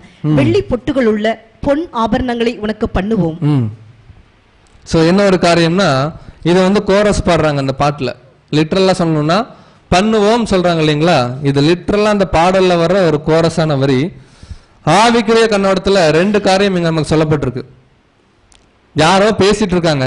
என்ன பேசுறாங்கன்னா, சபைக்கு ஒரு மனவாட்டி ஆக போற ஒரு பிரைட் இருக்காங்கன்னு வச்சுக்கோங்களேன், அவங்களுக்கு என்னெல்லாம் கொடுப்பாங்க? கீழ்படிஞ்ச உடனே அந்த அம்மாக்கு கம்மல் கொடுக்குறாரு. அதான் போன வசனத்துல படிச்சோம். உன்னுடைய கண்ணங்கள் அழகா இருக்குன்னா அந்த இயரிங்ஸ் இருக்கு இல்லைங்களா, அதுதான் சொல்றாரு. நீ நல்லா கேட்கிற சத்தியம், நல்லா காதுல கேட்டு நீ நல்லா புஷ்டி ஆகும்போது உன் கண்ணு எப்படி இருக்கு? சில பேருக்குள்ள க்ளோ ஆகும், பார்த்துருக்கீங்களா? ஸோ அப்படின்னா அவங்க நல்லா ஹெல்த்தா இருக்காங்கன்னு அர்த்தம். அவங்களுக்குள்ள உள்ளுக்குள்ள ஒரு அந்த மாதிரி ஒரு கிருமிகள்லாம் இல்லை அப்படின்னு அர்த்தம். ஸோ இதுதான் அப்படியே ஆவிக்குரிய அர்த்தத்தில் சொல்றாரு. ஸோ இங்க என்ன கொடுக்குறாங்களா, வெள்ளி பொட்டுள்ள பொன் ஆபரணங்களை, பொன் மற்றும் வெள்ளி 2 உங்களுக்கு கொடுக்குறேன் அப்படின்றாங்க. பட் என்ன சொல்லப்பட்டிருக்குன்னா, we will make for you. So ஒரு குடும்பத்திலிருந்து ஒரு குடும்பத்துக்கு ஒரு பெண் எடுக்கிறாங்கன்னு வச்சுக்கோங்களேன். இப்போ பழைய காலத்தில் விட்டுருங்க, இப்போ யார் யாருக்கு டவுரி கொடுப்பாங்க? அதாவது உலகத்தில் சொல்றேன், நீங்க அப்படியே பார்க்கணும். பொண்ணு வீட்டிலேருந்து மாப்பிள்ளை வீட்டுக்கு. ஸோ பழைய காலத்து கல்ச்சர் நமக்கு தெரியும், மாப்பிள்ளை வீட்டிலேருந்து தான் பொண்ணு கொடுப்பாங்க. ஸோ ரபைகால் சப்ஜெக்ட் இங்க இந்த வி டினோட்ஸ் யார் தெரியுங்களா? பிதாவாகிய தேவன் அவருடைய குமாரனுக்கு பொண்ணு பார்க்கிறார். கிறிஸ்துவும் பிதாவாகிய தேவனும் சேர்ந்து நமக்கு என்ன 2 விஷயம் கொடுக்குறாங்க, ஒன் பொன், இன்னொன்று வெள்ளி. ஸோ நமக்கு தெரிஞ்ச ஒரு காரியம் தான். அதனால உங்களுக்கு ஆபரணங்கள் இங்க நிறைய ஆபரணம் இருக்கு. நமக்கு தெரிஞ்ச வரைக்கும் கைக்கு வளையல், காதுக்கு கம்மல். கைக்கு வளையல்னா கிரியை, காதுக்கு கைக்கு வளையல்னா கிரியை, காதுக்கு இயரிங்ஸ்னா வந்து இன்ட்ரெஸ்ட். இதெல்லாம் நமக்கு பேசிக்ல தெரியும். ஸோ இந்த 2 விஷயம் இங்க எதை அடையாளப்படுத்த தெரியுங்களா? சபைக்கு ஒரு பொண்ணு கம்ப்ளீட் ஆனாதான், அதாவது மனவாட்டிங்கிறது ஃபிக்ஸ் ஆனாதான் இது 2 வந்து ஃபுல்லாவே அப்ளை ஆகும். ஸோ ஃபர்ஸ்ட் வெள்ளி ஈக்குவல்ட்டு அவர் கொடுக்கக்கூடிய சத்தியம் தான். பட் இந்த சத்தியம் எப்போ கன்ஃபார்ம் ஆகும் தெரியுங்களா? கேட்டுட்டே இருப்பாங்க. பட் இங்க சொல்றது வந்து கேட்கறவங்கள பத்தி சொல்ல, சபை சபை எப்போ அந்த மீட்புக்குள்ள வருது, அந்த சத்தியங்கள் எல்லாம் கேட்டு முடிவு பிறந்த உண்மையா இருக்கோ அப்ப கொடுப்பாங்க பிதாவாகிய தேவனும் கிறிஸ்துவும். இந்த சத்தியத்தின் மூலமா ஒரு ரட்சிப்பு. ஸோ ரட்சிக்கப்பட்டாச்சுன்னா அடுத்தது என்ன? நம்மளுடைய நேச்சர், பிதாவாகிய தேவனும் கிறிஸ்துவும் இருக்கக்கூடிய அந்த ஒரு நேச்சர் அழியாமை. யோசிச்சு பார்க்கலாம், இந்த பூமியில இந்த வாய்ப்பு யாருக்கா கிடைக்குங்களா? சரி, நமக்கு தான் கிடைச்சிருக்கு. பவுல் சொன்ன மாதிரி அதை பிடித்து கொண்டேன் அப்படின்லாம் எடுத்துக்கலாம். பட் அது கொடுக்குற அளவுக்கு நமக்குள்ள ஏதாவது ஸ்பெஷல் கேரக்டர், இதை நம்ம பிறக்கும்போது ரொம்ப நல்லவங்களா இருந்தனால தேவன் கொடுத்துட்டாருன்னு சொல்ல முடியுமா? ஸோ இன்னைக்கு உலக ஜனங்களை காட்டிலும் பர்சனலா எப்படி இருக்கும்னா நம்ம ரொம்ப அழுக்காக தான் இருக்கும். பட் ஆனால் ஏதோ ஒரு விஷயம் தேவனுக்கு பிடிச்சனால அவருடைய மனவாட்டியை அழைச்சிருக்கார். அழைச்சி இனிஷியல் ஸ்டேஜ்லேயே இந்த 2ஐயும் கொடுக்குறார். பட் எப்போ ஒரு பிரைடா மாறுறோமோ அப்போதான் ஒரிஜினலாக ஃபுல்ஃபில் ஆகும். ஸோ என்ன காரியம்னா, அவர் கொடுக்கக்கூடிய சத்தியம் அது முடிவு வரையும் நம்ம அந்த சத்தியத்தின்படியே வாழ்ந்துட்டு வந்தோம்னா கடைசியாக ஒரு ரட்சிப்பு கொடுக்குறார். ஸோ அந்த ரட்சிப்பின் மூலமாக நம்ம கிடக்கூடிய ஒரு குணலட்சணம் தான் அந்த தெய்வீக சுபாவம். இது அப்போஸ்தலனாகிய பவுல் புரிஞ்சுக்கிட்டார். எனக்கு வெள்ளி சத்தியம் எல்லாம் கொடுத்தாரு. ஸோ எப்படி கொடுத்தாருன்னா, இங்க ஒரு மணப்பெண்ணுக்கு சைனாவும் வளையலாவும் கொடுக்குறாங்க. நம்ம மேலே போகும்போது பொண்ணாவா போகிறோம்? பொண்ணை கோல்டு இல்லை, பெண்களாவா மேலே போகிறோம்? இல்லை. அப்போ நமக்கு என்ன கொடுப்பாரு? ஒரு ராஜாவா போனோம்னா நமக்கு ராஜரீகமான கிரீடம், நிறைய கிரீடம் நம்ம படிக்கிறோம், பேதுருவில் ரெவலேஷன்ல படிக்கிறோம். ஸோ தீமோத்தேயுவில் அப்போஸ்தலனாகிய பவுல் சொல்றார் அந்த நீதியின் கிரீடத்தை பத்தி. வாசிக்கலாம். 2 தீமோத்தேயு 4ஆம் அதிகாரம் 7-8 வசனம். 2 தீமோத்தேயு 4ஆம் அதிகாரம் 7ஆம் வசனம் 8ஆம் வசனம். நல்ல போராட்டத்தை போராடினேன், ஓட்டத்தை முடித்தேன், விசுவாசத்தை காத்துக்கொண்டேன். இது முதல் நீதியின் கிரீடம். இந்த ஒரு வார்த்தை அப்போஸ்தலனாகிய பவுல் சொல்லணும் அப்படின்னா இது மேல இருக்கிறதெல்லாம் முடியணும். நல்ல போராட்டத்தை போராடினேன். போருக்கு ஒரு குதிரை போகும்போது பல பிரச்சனை வரும். பட் காசு கொடுத்து வாங்கின அந்த எஜமானுக்கு உண்மையா இருந்து ஒருவேளை அடிபட்டு செத்தாலும் சாகுமே தவிர பின்வாங்காது போர்ல இருந்து. ஸோ அதே போல அவருடைய பிள்ளைகளாகிய நாம் கூட கலப்பையில கை வச்சிட்டோம், என்ன பண்ணக்கூடாதுங்க? காசும் கொடுத்துட்டாரு. காசுனா நம்மளை மீட்கறதுக்கு அவருடைய ரத்தத்தை சிந்திட்டார். ஸோ நம்ம பின் வாங்கவும் கூடாது. அதான் நல்ல போராட்டத்தை போராடினேன், ஓட்டத்தை முடித்தேன். அவர் கொடுக்கிற சத்திய வசனங்களின் அடிப்படையில் நம்முடைய மீட்பை நம்ம என்ஷூர் பண்ணிட்டோம். அதான் பவுல் சொல்றாரு, ஓட்டத்தை முடித்தேன், அவருக்கு வச்சிருந்த அந்த ஒரு விசுவாசத்தை காத்துக்கொண்டேன். இப்பதான் எனக்கு அந்த பொண்ணும் அந்த வெள்ளியும் ஒரிஜினலா கன்ஃபார்ம் ஆகுது. இப்ப பாருங்க, நிறைய பேர் சத்தியத்துக்குள்ள வராங்க, எல்லாரும் சத்தியம் கேட்கறாங்க. எல்லாருக்கும் பொன் கிடைக்குமா? வெள்ளி கிடைக்குமா? வெள்ளி கிடைக்கிற மாதிரி வச்சுப்பாங்க. அந்த வெள்ளியை யூஸ் பண்ணா மட்டும்தான் ரட்சிப்புக்குள்ள போக முடியும். தெய்வீக சுபாவம். ஸோ கேட்குற எல்லாருக்குமே தேவன் இந்த ஒரு நேச்சர் கொடுக்கறது இல்லைன்னு சொல்லி பார்க்குறோம். ஸோ இதுக்கு நிறைய வசனங்கள் இருக்கு. அதுக்கு அடுத்த வசனத்துக்குள்ள போகலாம். உன்னத பாட்டு 1ஆம் அதிகாரம் 12ஆம் வசனம். இங்கிருந்து சபை பாட்டு பாட ஆரம்பிக்குது. இப்போ இயேசு கிறிஸ்து என்னெல்லாம் சொன்னார் அவங்கள பத்தி? ஒரு 3 வசனம் சொல்லியிருக்காரு. ஃபர்ஸ்ட் பார்வோன் அவருடைய ரதத்தில் இருக்கிற குதிரைக்கு ஒப்பிடுற, உன்னுடைய கண்ணு ரொம்ப அழகா இருக்கு, உன்னுடைய கழுத்து ரொம்ப அழகா இருக்கு. பாருங்க, லிட்டரலா இந்த பூமியில ஒரு 2 பேருக்குள்ள அன்பை வந்து வெளிப்படுத்தக்கூடிய ஒரு செயல். ஸோ அதையும் சொல்லிட்டு 3ஆவதா அவர் சொன்னக்கூடிய ஒரு காரியம் தான், உங்களுக்கு நாங்கள் கிஃப்ட் கொடுக்குறோம். பொண்ணுக்கு கொடுக்குறாங்க இல்லைங்களா பையன் வீட்டுல இருந்து, அந்த மாதிரி வந்து செயினும், அதாவது உங்களுடைய வெள்ளியும் பொண்ணும் கொடுக்குறாங்கிற சத்தியம் அவருடைய தெய்வீக சுபாவம். இப்ப சபை சும்மா இருக்குமா? ஒருத்தங்க 4 லைன் பாடினாங்கன்னா சகோதரர்கள் 4 லைன் பாடிட்டாங்க. இப்ப அடுத்து யார் பாடணும்? இல்லைன்னா கன்வென்ஷன் கேன்சல் ஆயிரும். ஸோ இப்போ வந்து சகோதரிகள் பாடணும், அதாவது விச் மீன்ஸ் சபை வந்து பாட்டு பாடணும் இயேசு கிறிஸ்து குறித்து. பாருங்க, இந்த வசனத்துக்குள்ள போறதுக்கு முன்னாடி சொல்றேன், கிறிஸ்துவுக்கும் சபைக்கும் ஈக்குவல் அன்பு. கிறிஸ்து 100% சபையை நேசிக்கிறார் அப்படின்னா சபையும் 100% கிறிஸ்துவ நேசிக்கும். சபை நம்ம ஒரு கொஸ்டின் மார்க் தான். சபை 100% நேசிக்கும்.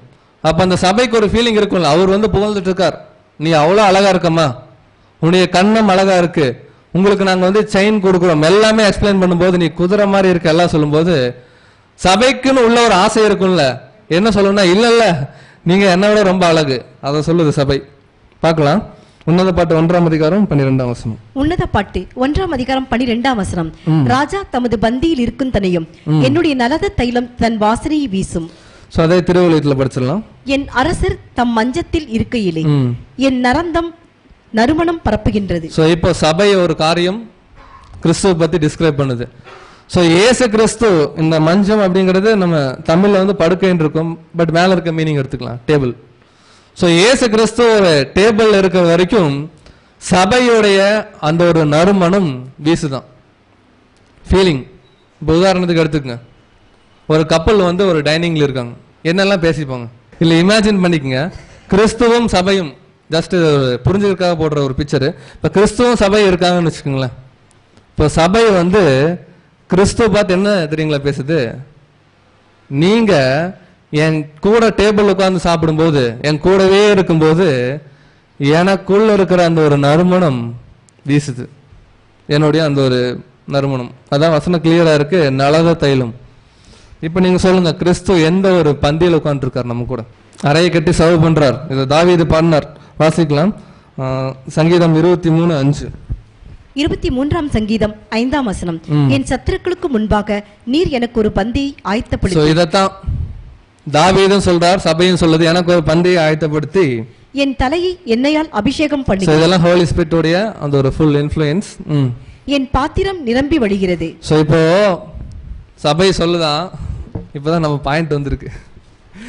சபை சொல்லுதான் என்ன ஒரு காரியம் நம்மளை பார்த்து, அதாவது நம்ம வந்து கிறிஸ்து பார்த்து சொல்றோமா, நீங்க என் கூட, அதாவது உங்க பந்தியில நான் இருக்கும்போதும் இல்லை நீங்க என் கூட பந்தியில் இருக்கும்போதும் எனக்கு அவ்வளோ ஆனந்தமா இருக்கு. எனக்குள்ள இருக்கிற அந்த நலத தைலம் வாசனை வீசுது வெளியே அப்படிங்கதான். ஸோ கிறிஸ்துவுடைய பந்தி எது? பந்தினாவே 2-3 பேர் உட்காரணும். கிறிஸ்து மட்டும் வந்து சாப்பாடு போட்டே இருக்காருன்னு வச்சுக்கோங்களேன், இங்க யாருமே இல்லைன்னா ஒன்றும் பண்ண முடியாது. ஸோ சபை கிறிஸ்து 2 பேர் மட்டும் ஒரு டேபிள் இருக்காங்க, அந்த டேபிள்ல சாப்பாடு பரிமாறிட்டே இருக்காங்க. கிறிஸ்துவும் பரிமாறலாம், சபையும் பரிமாறலாம், பிரச்சனை இல்லை. பட் இங்க எக்ஸாக்டா இயேசு கிறிஸ்து. ஸோ அவர் என்ன பரிமாறுறார்? Revelation 3rd chapter 20th verse. வெளிப்படுத்தல் 3ஆம் அதிகாரம் 20ஆம் வசனம். இதோ வாசற்படியிலே நின்று தட்டுகிறேன், ஒருவன் என் சத்தத்தை கேட்டு கதவை திறந்தால் அவனிடத்தில் நான் பிரவேசித்து அவனோட போஜனம் பண்ணுவேன், என்னோட போஜனம் பண்ணுவான். கிறிஸ்து சொல்றாரு நான் வந்து போஜனம் பண்றேன் அப்படிங்கிறாரு. இப்ப சபை வந்து உன்னத பாட்டுல என்னங்குதுன்னா, நீங்க எங்க கூட உட்கார்ந்து சாப்பிடுற வரைக்கும் எனக்குள்ள இருக்கிற ஒரு தைலம் நறுமணம் வெளியே வீசுது அப்படின்னு அந்த அம்மா ஒரு ஃபீலிங்ல சொல்லுது. என்ன அர்த்தம் தெரியுங்களா?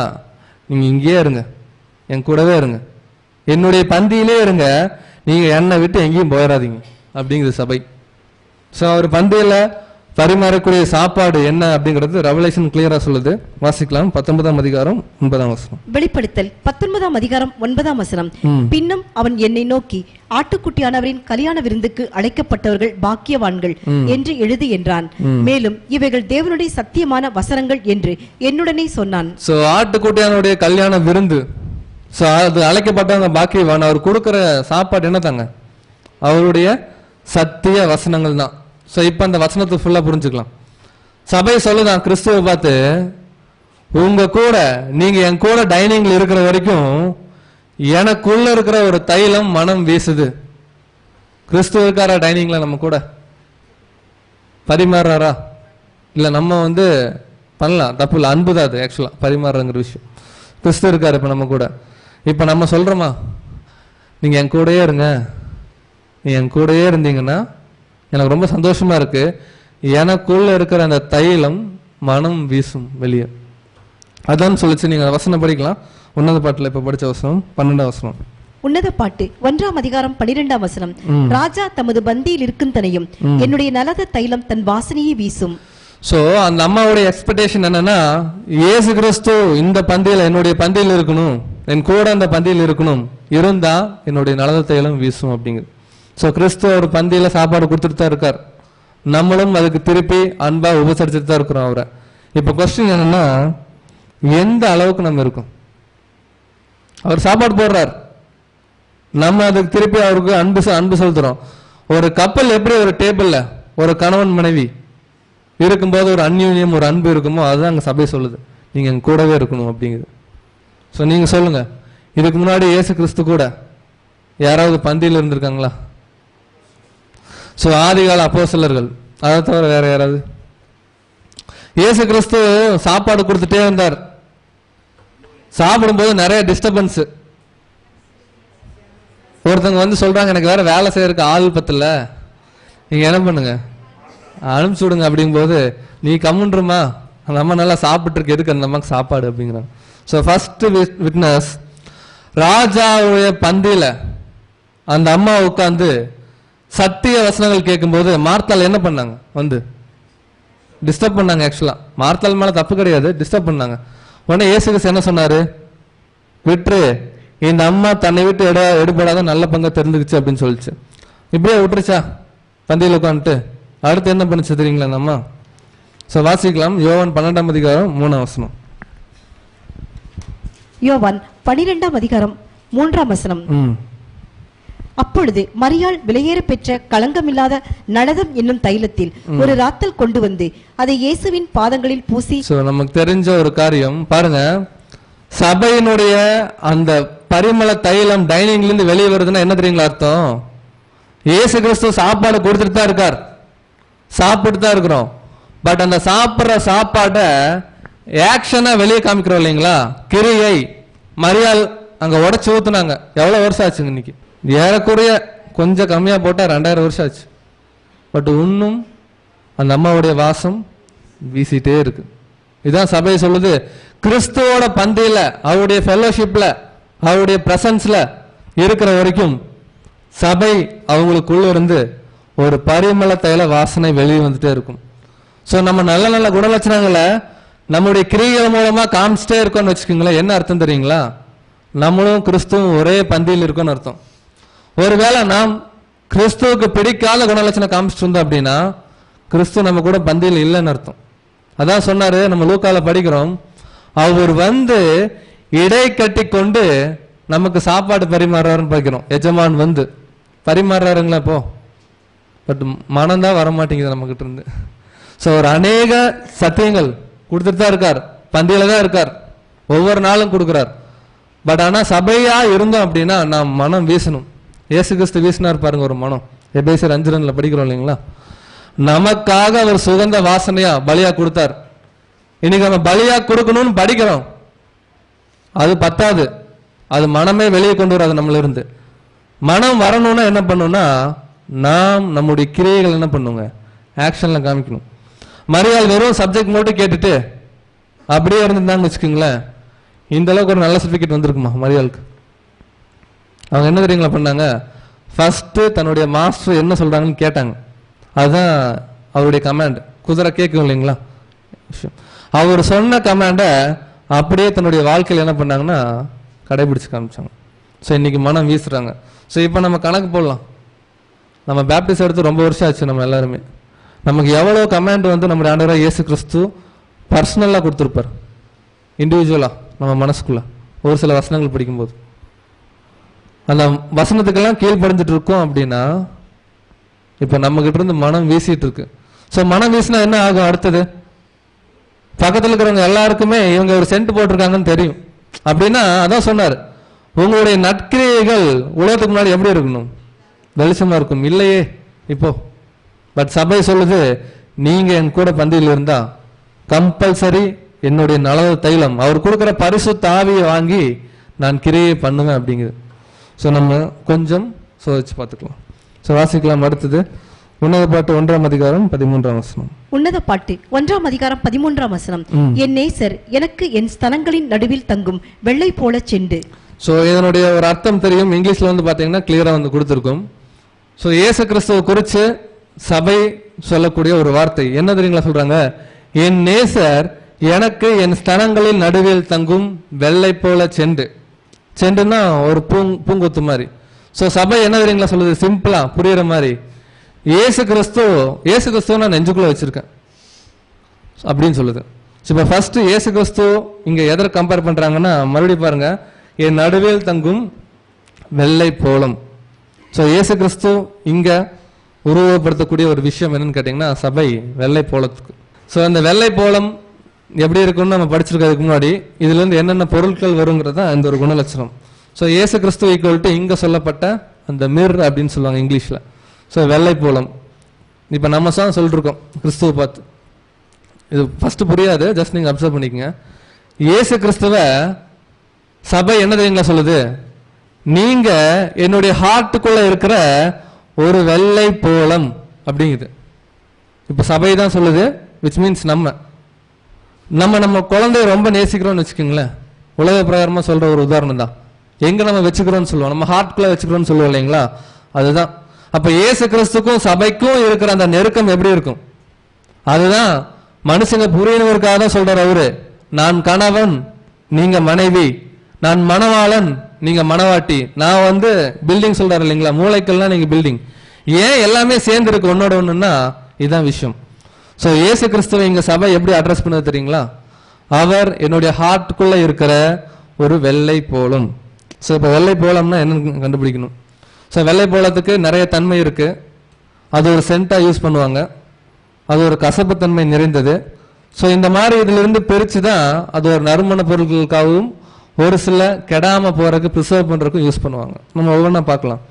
நீங்க சொல்லுங்க, இயேசு கிறிஸ்துவ சபை வெள்ளை போலன்னு சொல்லுது, இயேசு கிறிஸ்துவ என்னுடைய நெஞ்சுக்குள்ள வச்சுக்கிறேன்னு சபை சொல்லுது. அப்படின்னா என்ன? அதான் வசனம் கிளியரா இருக்கு. என் நேசர் என்னுடைய ஹார்ட்ல இருக்கிற ஒரு வெள்ளை போலம். இப்ப நம்ம தான் சொல்றோம் இயேசு கிறிஸ்துவிட்ட, இயேசு கிறிஸ்து என்னுடைய ஹார்ட்ல இருக்கார் அப்படின்னு நம்ம சொல்றோம். அப்படின்னா எப்படி இருக்கார்? இப்ப ஒரு பிக்சர் பார்த்தோம், எப்படியா? இல்ல எப்படி இருக்காருங்க? அதாவது இயேசு கிறிஸ்து அவருடைய மனவாட்டி. ஸோ அவங்க மனவாட்டியோட ஃபீலிங் என்னன்னா, ஒரு கணவன் மனைவி குறிக்கிற அந்த ஒரு விஷயம் என்ன சொல்றாங்க, இயேசு கிறிஸ்து என்னுடைய நெஞ்சுக்குள்ள இருக்கிற ஒரு வெள்ளை போலம். ஸோ வெள்ளை போலத்துக்கு இருக்கிற தன்மையெல்லாம் பார்த்தோம். ஸோ இந்த வெள்ளை போலம் 2 முக்கியமான விஷயத்த அட்ரஸ் பண்ணுது. ஸோ ஒரு கடுமையான ஒரு உபத்திரவம், அதே சமயம் நம்முடைய மூத்த சகோதரர் என்ன ஒரு கோட் பண்ணியிருக்காருன்னா, இந்த மிருக்கு அவருடைய ஞானம். ஸோ எப்படி இயேசு கிறிஸ்து தன்னுடைய முதலாம் வருகையில இந்த பூமியில பிதாவாகிய தேவனின் சித்தம் என்னன்னு தெரிஞ்சுக்கிட்டு தன்னுடைய ஞானத்தின் மூலமா அதை ஒப்பு கொடுத்து, பாடுகள் தான், கஷ்டம்தான், அழுகை தான், எவ்வளோ டைம் அழுதுருக்காரு இயேசு கிறிஸ்து. அழுகணும்லாம் ஒண்ணுமே இல்லை, கண்ணீர் தான். பட் ஆனாலும் ஸ்டில் ஏதோ ஒரு காரியம் இயேசு கிறிஸ்துவ ஈர்த்துருக்கு, நான் இங்க சாகணும் அப்படின்னு. அது என்ன காரியங்க? அன்பு. அதுல பிரதானம் என்னன்னு கேட்டீங்கன்னா, அவருடைய மனவாட்டி மேல இருக்கிற அன்பு. அதான் அந்த வசனமே கிளியரா இருக்கும். இப்படிதான் கிறிஸ்துவும் சபையில அன்பு கூர்ந்தார்னு படிக்கிறோம் எபேசியர்ல. கிளியரா என்ன சொல்லுதுன்னா, அவருடைய அதிகமான பாடுகளும் தேவன் அவர் கொடுத்திருக்கிற ஞானம் தான் இங்க இந்த வெள்ளை போலத்தை அட்ரஸ் பண்ணுது. இப்ப சபையோட நெஞ்சுக்குள்ள என்ன இருக்குங்களா? எந்நேரமும் இயேசு கிறிஸ்துவோடைய ஞானம். ஞானம் மீன்ஸ் என்ன? அவருடைய டாக்டரின்ஸ்.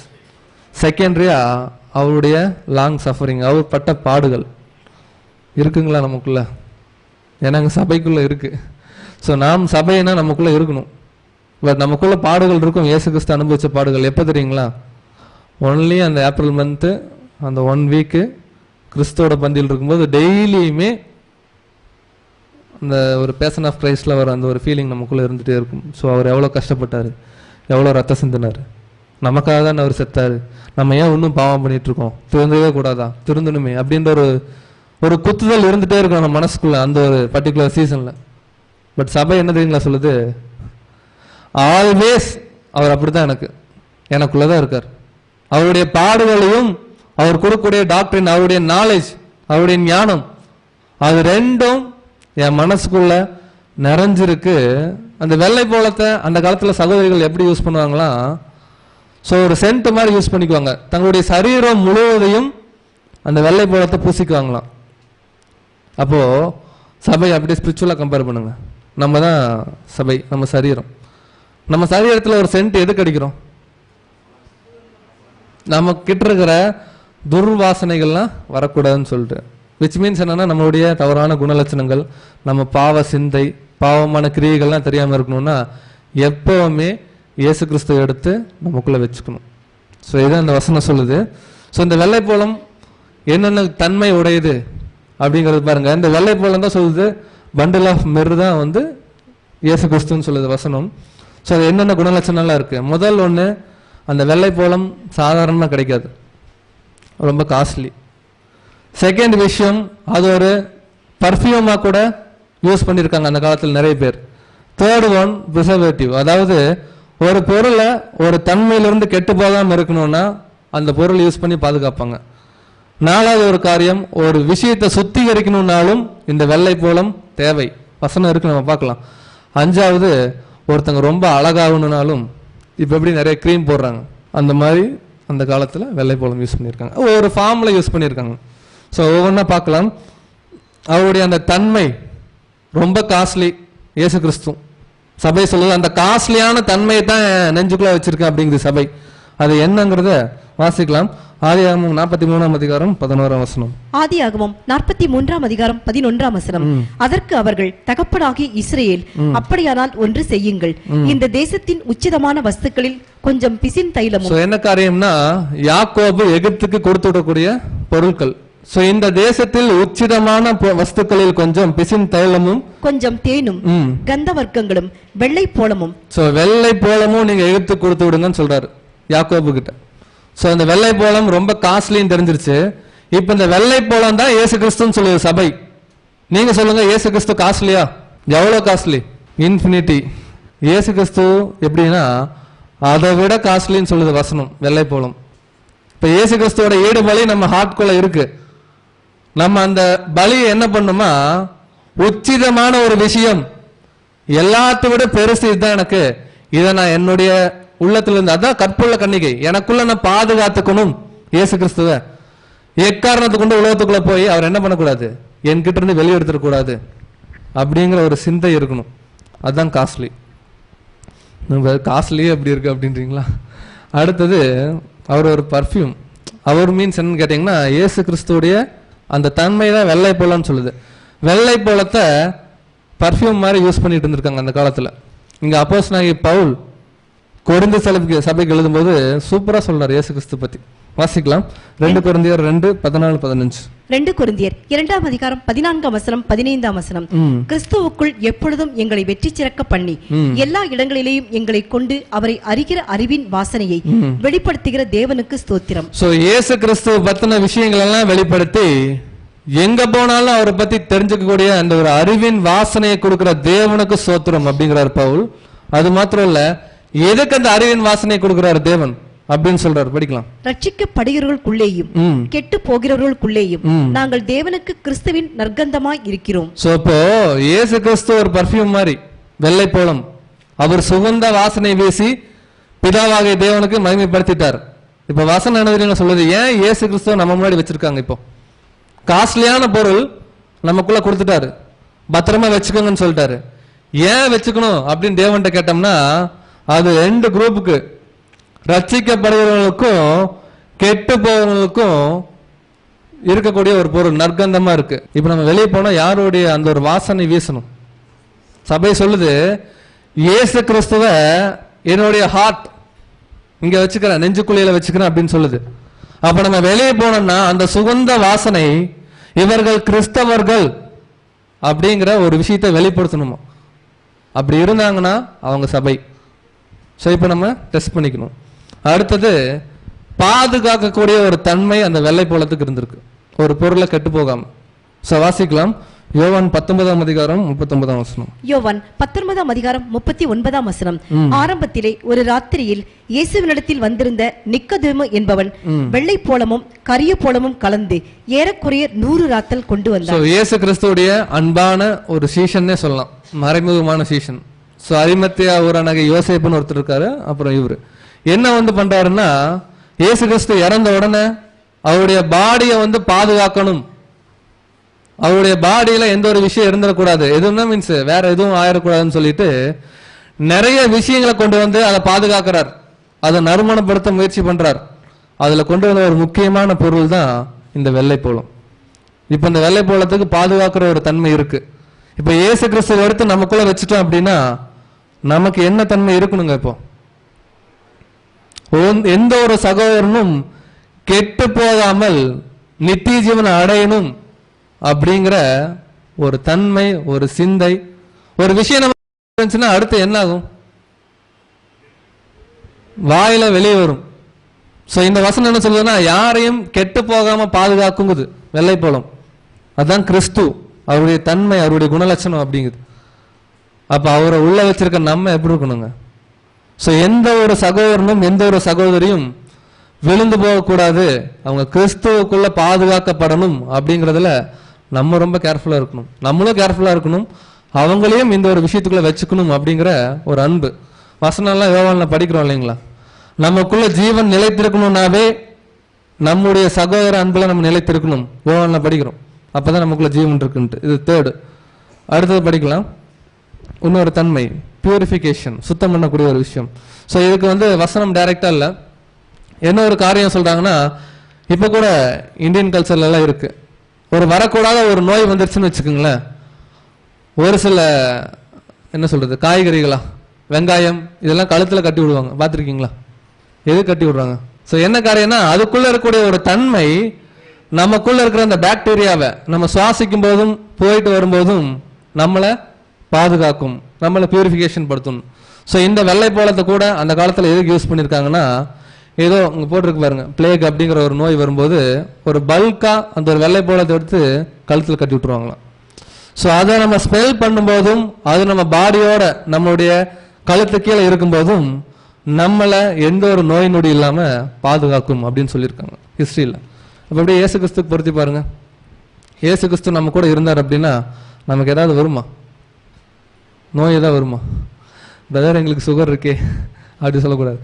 ஆவிக்குரிய நோய் ஏதாவது வருமா? இயேசு கிறிஸ்து நமக்குள்ள இருந்தாருன்னா அதான் ஹீலிங் பவர் வசனம் இருக்கு. நம்ம ஒவ்வொரு ஊருக்கும் போகும்போது சொஸ்தமாக்குறார், நடக்க முடியாதவங்களும் நடக்க வைக்கிறார். இன்னைக்கு நம்ம அந்த வேலை தான் பண்ணிருக்கோம். ஒவ்வொரு ஊர்லயும் நடக்க முடியாதவங்களும் நடக்க வைக்கிறோம், கண்ணு தெரியாதவங்கள கண்ணு தெரிய வைக்கிறோம். ஸோ இந்த ஹீலிங் பவரும் இயேசு கிறிஸ்துக்குள்ள இருந்திருக்கு. அவரை தரிச்சு கொண்ட அவருடைய சபைக்குள்ளேயும் இந்த பவர் இருக்கணும் அப்படிங்கறத சொல்லுது. அடுத்தது பியூட்டி. வாசிக்கலாம். எஸ்தர் 2ஆம் அதிகாரம் 12ஆம் வசனம். எஸ்தர் 2ஆம் அதிகாரம் 12ஆம் வசனம். ஒவ்வொரு பெண்ணும் 6 மாதம் வெள்ளை போல தைலத்தினாலும் ஸ்திரீகளுக்குரிய மற்ற சுத்திகரிப்புகளினாலும் ஜோடிக்கப்படுகிற நாட்கள் நிறைவேறி இவ்விதமாய் ஸ்திரீகளின் முறைமைப்படி 12 மாதமாக செய்யப்பட்டு தீர்ந்த பின்பு. என்ன ஒரு காரியம்னா, எஸ்தர் அப்படிங்கிறவங்கள ராணி ஆக்கல. ராணி ஆக்கிறதுக்கு முன்னாடி அவங்கள அழகுபடுத்துறதுக்கு ராஜா நிறைய பொருள் கொடுத்தார். அந்த ஒரு பொருள்ல ரொம்ப முக்கியமான ஒரு பொருள் தான் இந்த வெள்ளை போலம். சோ இயேசு கிறிஸ்து அழகா இருந்தாருங்களா? ரொம்ப அழகா இருந்தார் பிதாவாகி தேவன் பார்வையில். சோ இயேசு கிறிஸ்துவை தரித்து கொண்ட நாம், அவரை ஹார்ட்குள்ள வச்சிருக்க நாம் கூட எப்படி இருக்கணுமா? ஆவிக்குரிய கண்ணோட்டத்தில் பார்க்கும்போது அழகா இருக்கணும்.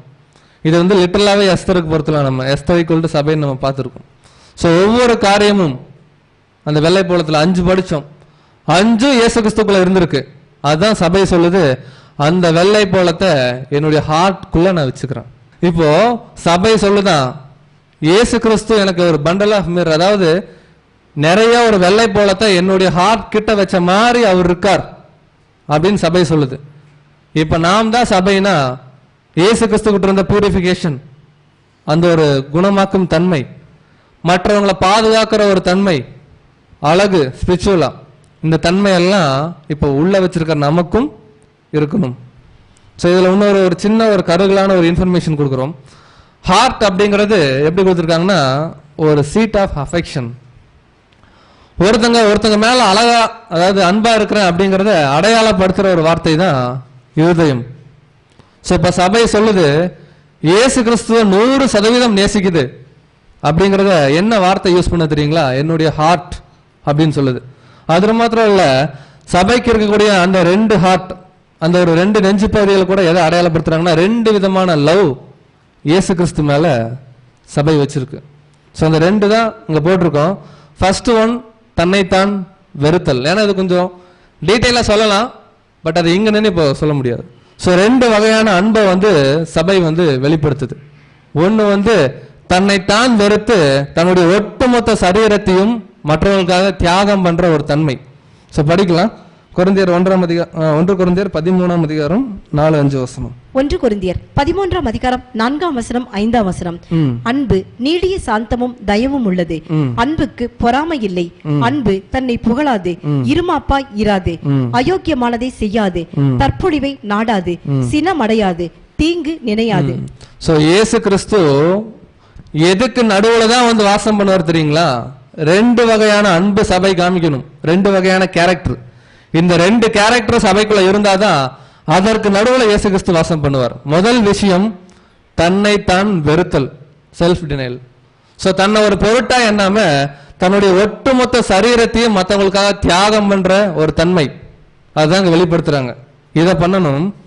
செகண்ட் என்ன பண்ண வாசிக்கலாம். நீதிமொழிகள் 11ஆம் அதிகாரம் 12ஆம் வசனம். நீதிமொழிகள் 11ஆம் அதிகாரம் 12ஆம் வசனம். மதி கெட்டவன் பிறனை அவமதிக்கிறான், புத்திமானோ தன் வாயை அடக்கிக் கொண்டிருக்கிறான். தன்னை வெறுத்து பிறனை நேசிக்கிற ஒரு விஷயம், அதான் 2 வகையான அன்பு.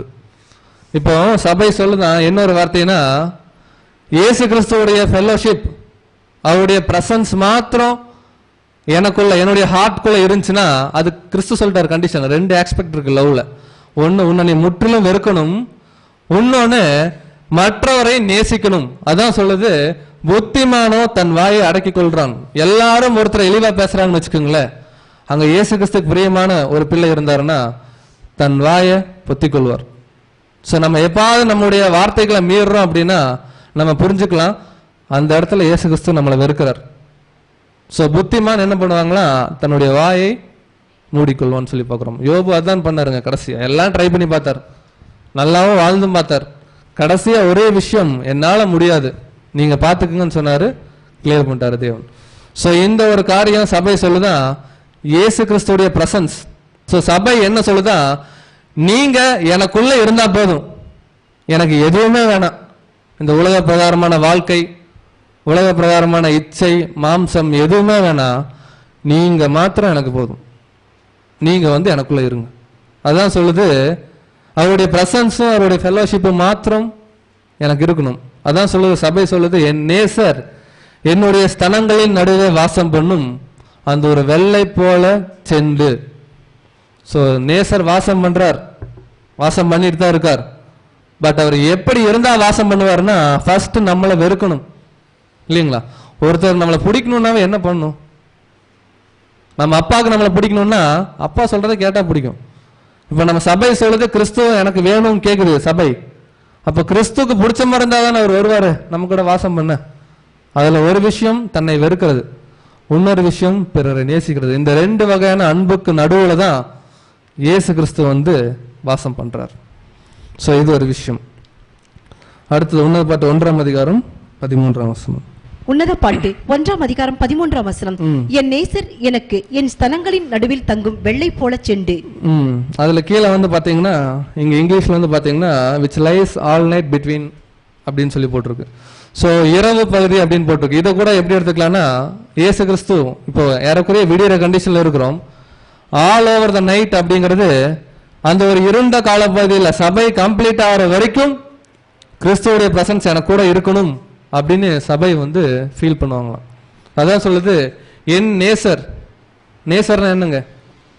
இங்கிலீஷ்ல பாருங்க, கிளியரா இருக்கு, மை பிலவ்ட். நான் ரொம்ப நேசிக்கிறவர் அதான் விரும்புவாங்க. ஒரு அம்மா ஒரு பையனை நேசிக்கிறாங்கன்னா பையன் கூட இருக்கணும்னு ஆசைப்பட மாட்டாங்களா? ஸோ அந்த மாதிரி இயேசு கிறிஸ்து சபை கூட, அதாவது சபை இயேசு கிறிஸ்து கூட இருக்கணும் அப்படிங்கிறத ஆசைப்படுற ஒரு விஷயம். வாசிக்கலாம். உன்னத பாட்டு 1ஆம் அதிகாரம் 14ஆம் வசனம். உன்னத பாட்டு 1ஆம் அதிகாரம் 14ஆம் வசனம். என் நேசர் எனக்கு எங்கேதி ஊர் திராட்சை தோட்டங்களில் முளைக்கும் மருத்தோன்றி பூங்கொத்து. அதை திருவள்ளுவர்ல படிங்க.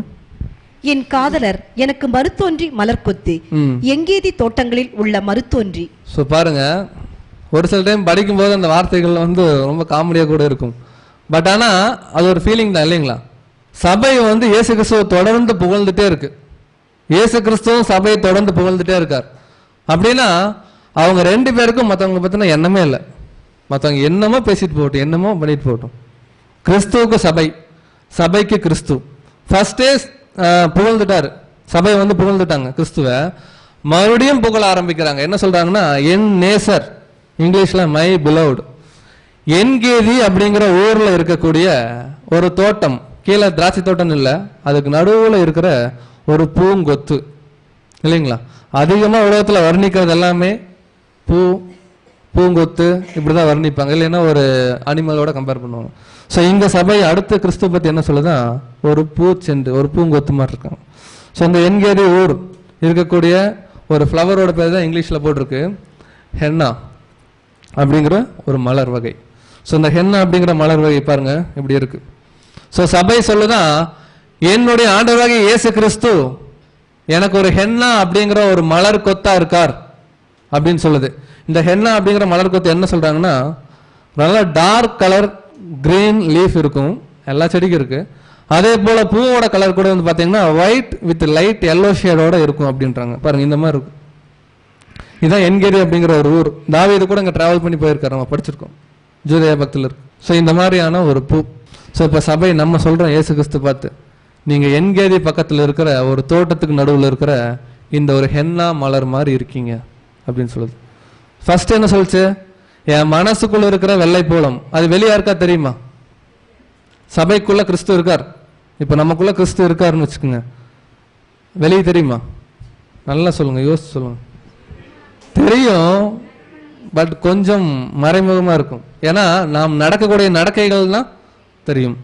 ஸோ அடுத்த உருவகம் என்னன்னா, ஓப்பனாவே சபை சொல்லுது, அவர் ஒரு பூ கொத்து மாதிரி. பூ கொத்து எங்க வைப்பாங்க? கையில தான் பிடிச்சிருப்பாங்க. அப்ப எங்க போனாலும் என்ன தெரியும்? பூங்கொத்து தெரியும். அப்போ இயேசு கிறிஸ்துவ ஒரு பூங்கொத்துக்கு வர்ணிக்குது சபை. அப்ப சபை கிட்ட என்ன இருக்கு? இமேஜினேஷன் பண்ணுங்க, பூங்கொத்து இருக்கு. அப்ப சபை ரோட்ல நடந்து போனா என்ன தெரியும்? அதான் அங்க ஸ்லைட்ல போட்டோம் இல்லைங்களா, இந்த பூங்கொத்து தான் இயேசு கிறிஸ்து. அதான் சபை சொல்லுது, என் நேசர் கிரைஸ்ட் வந்து எனக்கு, சபை எனக்கு அப்படிங்குது. எங்கேதி ஊர்ல இருக்கக்கூடிய ஒரு பூங்கொத்து மாதிரி இருக்கு அப்படிங்குது. அப்ப கிறிஸ்து ஈக்குவல் டு அந்த பூங்கொத்து. இப்ப இந்த பூங்கொத்தை வந்து சபை கையில் இருக்குன்னா சபை வெளியே போனா யார் தெரியணும்? கிறிஸ்து தெரியணும். தெரியுறாரா? இப்போ நம்ம முன்னாடி, நம்ம வேலை செய்யற இடத்துல, நம்ம வீட்டில், அட்லீஸ்ட் நம்ம சபையில், நம்ம எங்கே போனாலும் இயேசு கிறிஸ்து நம்மகிட்ட இருந்து மற்றவங்களுக்கு தெரியணும். ஏன்னா அது நிறைய ஆங்கிளில் இந்த சப்ஜெக்ட்லாம் பார்க்குறோம், நிறைய பாடத்தில் இந்த விஷயம் சொல்கிறோம். பட் சபைனா இப்படி தான். பட் இப்போ நாம தான் இந்த சபையாங்கிறத என்ஷூர் பண்ணிட்டே இருக்கோம் ஒவ்வொரு வாரமும் கேரக்டராக. ஃபர்ஸ்ட் என்ன பார்த்தோம்? அனிமல்லேருந்து ஆரம்பித்தோம். ஸோ அந்த என்கேடி ஊரில் இருக்கிற அந்த பூங்கொத்துக்கு ஒரு வசனம் படிக்கலாம். ஸோ இதை எதை அடையாளப்படுத்துன்னு கேட்டிங்கன்னா பியூர்லி அழகு தான் பூனாவே. ஏன்னா வேற எந்த கமெண்ட்ரி இதுக்கு இல்லை, பியூர்லி இது ஒரே ஒரு விஷயம், அழகு. இயேசு கிறிஸ்து ரொம்ப அழகா இருக்கிறாருன்னு சபை வந்து ஒரு பூங்கொத்துக்கு அடிப்படையில் ஒப்பிட்டு சொல்லுது. அப்போ அந்த பூங்கொத்து சபை கையில் இருந்துச்சு அப்படின்னா வெளியே போனால் யார் தெரியணும்? இதான் சொன்னார் மத்தேயு 5:16. மத்தேயு 5:16 இவ்விதமாய் மனுஷர் உங்கள் நற்கிரியைகளை கண்டு பரலோகத்தில் இருக்கிற உங்கள் பிதாவை மகிமைப்படுத்தும்படி உங்கள் வெளிச்சம் அவர்கள் முன்பாக பிரகாசிக்க கடவுது. உங்கள் பூங்கொத்து உலக ஜனங்கள் முன்பாக தெரிய கடவுது. நீங்க இயேசு கிறிஸ்துவை வச்சிருக்கீங்க, உங்களுக்குள்ள இருக்கார், உங்க கூட இருக்கார், உங்க கையில இருக்காருங்கிறத உலக ஜனங்கள் புரிஞ்சுக்கிட்டோம் அப்படிங்கிறாரு இப்போ, அல்லது அவருடைய கிங்டம்ல ஏதோ ஒரு வகையில. அப்ப கடைசியா இந்த வசனம் கூட என்னதான் சொல்ல வருதுன்னா, கிறிஸ்துவும் சபையும் எப்படிதான் இருக்காங்க? ஒன்னாவே தான் இருக்காங்க. அதுக்கு தான் சூப்பரான எக்ஸாம்பிளே திரும்ப திரும்ப வசனங்கள்ல வரக்கூடிய அதே விஷயம்தான், என் நேசர். ஸோ நான் அதிகமா நேசிக்கிறவர். அந்த அம்மா கிறிஸ்துவ பார்த்து சொல்லுது. கிறிஸ்து என்னங்கிறாருன்னா, பெண்களில் ரூபவதியே, ரொம்ப அழகா இருக்கிறமா அப்படிங்குது சபையை பார்த்து. ஸோ நிறைய பெண்கள் இந்த பூமியில் இருந்தாலும் கிறிஸ்துவுக்கு பிடித்த ஒரே ஒருத்தங்க யாருன்னு கேட்டிங்கன்னா அந்த கற்புள்ள கன்னிகை. ஸோ அந்த என்கேதி ஊர் பூங்கொத்து கூட கிறிஸ்துவுடைய குணலட்சணத்தை அடையாளப்படுத்துது. ஸோ அடுத்த வசனம் வாசிக்கலாம். உன்னத பாட்டு 1:15. உன்னத பாட்டு 1:15. என் பிரியமே, நீ ரூபவதி, நீ ரூபவதி, உன் கண்கள் புறா கண்கள். பாருங்க, மறுபடியும் கிறிஸ்து வந்துட்டார். ஃபர்ஸ்ட் கிறிஸ்து தான் ஆரம்பிச்சார். பார்வோன் ரதத்தில் இருக்கிற குதிரை மாதிரி இருக்கமா அப்படின்னாரு. அதெல்லாம் சபை நல்லா கேட்டுட்டு சபை சும்மா இல்லை, மறுபடியும் சபை சொல்ல ஆரம்பிச்சிருச்சு. நீங்க வந்து வெள்ளை செண்டு மாதிரி என்னுடைய மனசுக்குள்ளேயே இருக்கீங்க, அந்த ஒரு வெள்ளை போல மாதிரி. அடுத்தது என்கேதி ஊர்ல இருக்கிற ஒரு மலர் கொத்து மாதிரி இருக்கீங்கன்னு சொல்லுது.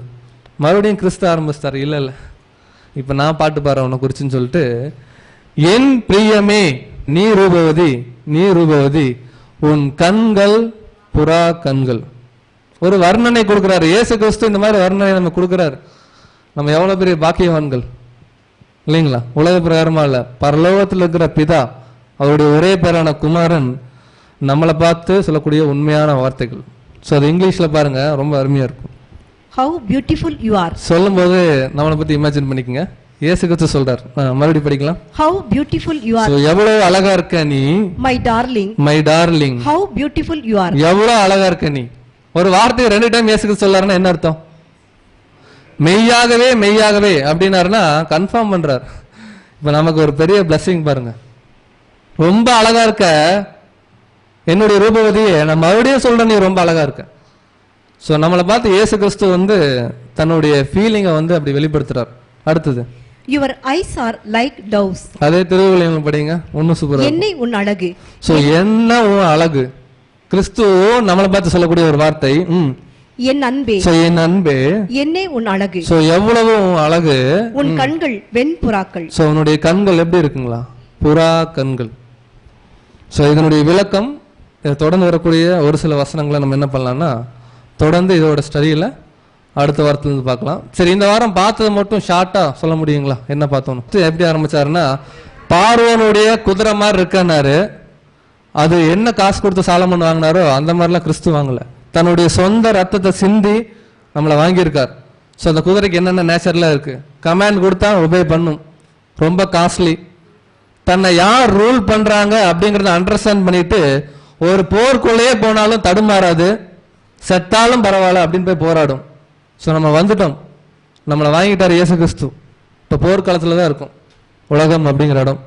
என்ன பிரச்சனை வந்தாலும் என்ன சூழ்நிலை வந்தாலும் கலப்பையில் கை வச்ச நாம பின்வாங்கவே கூடாது.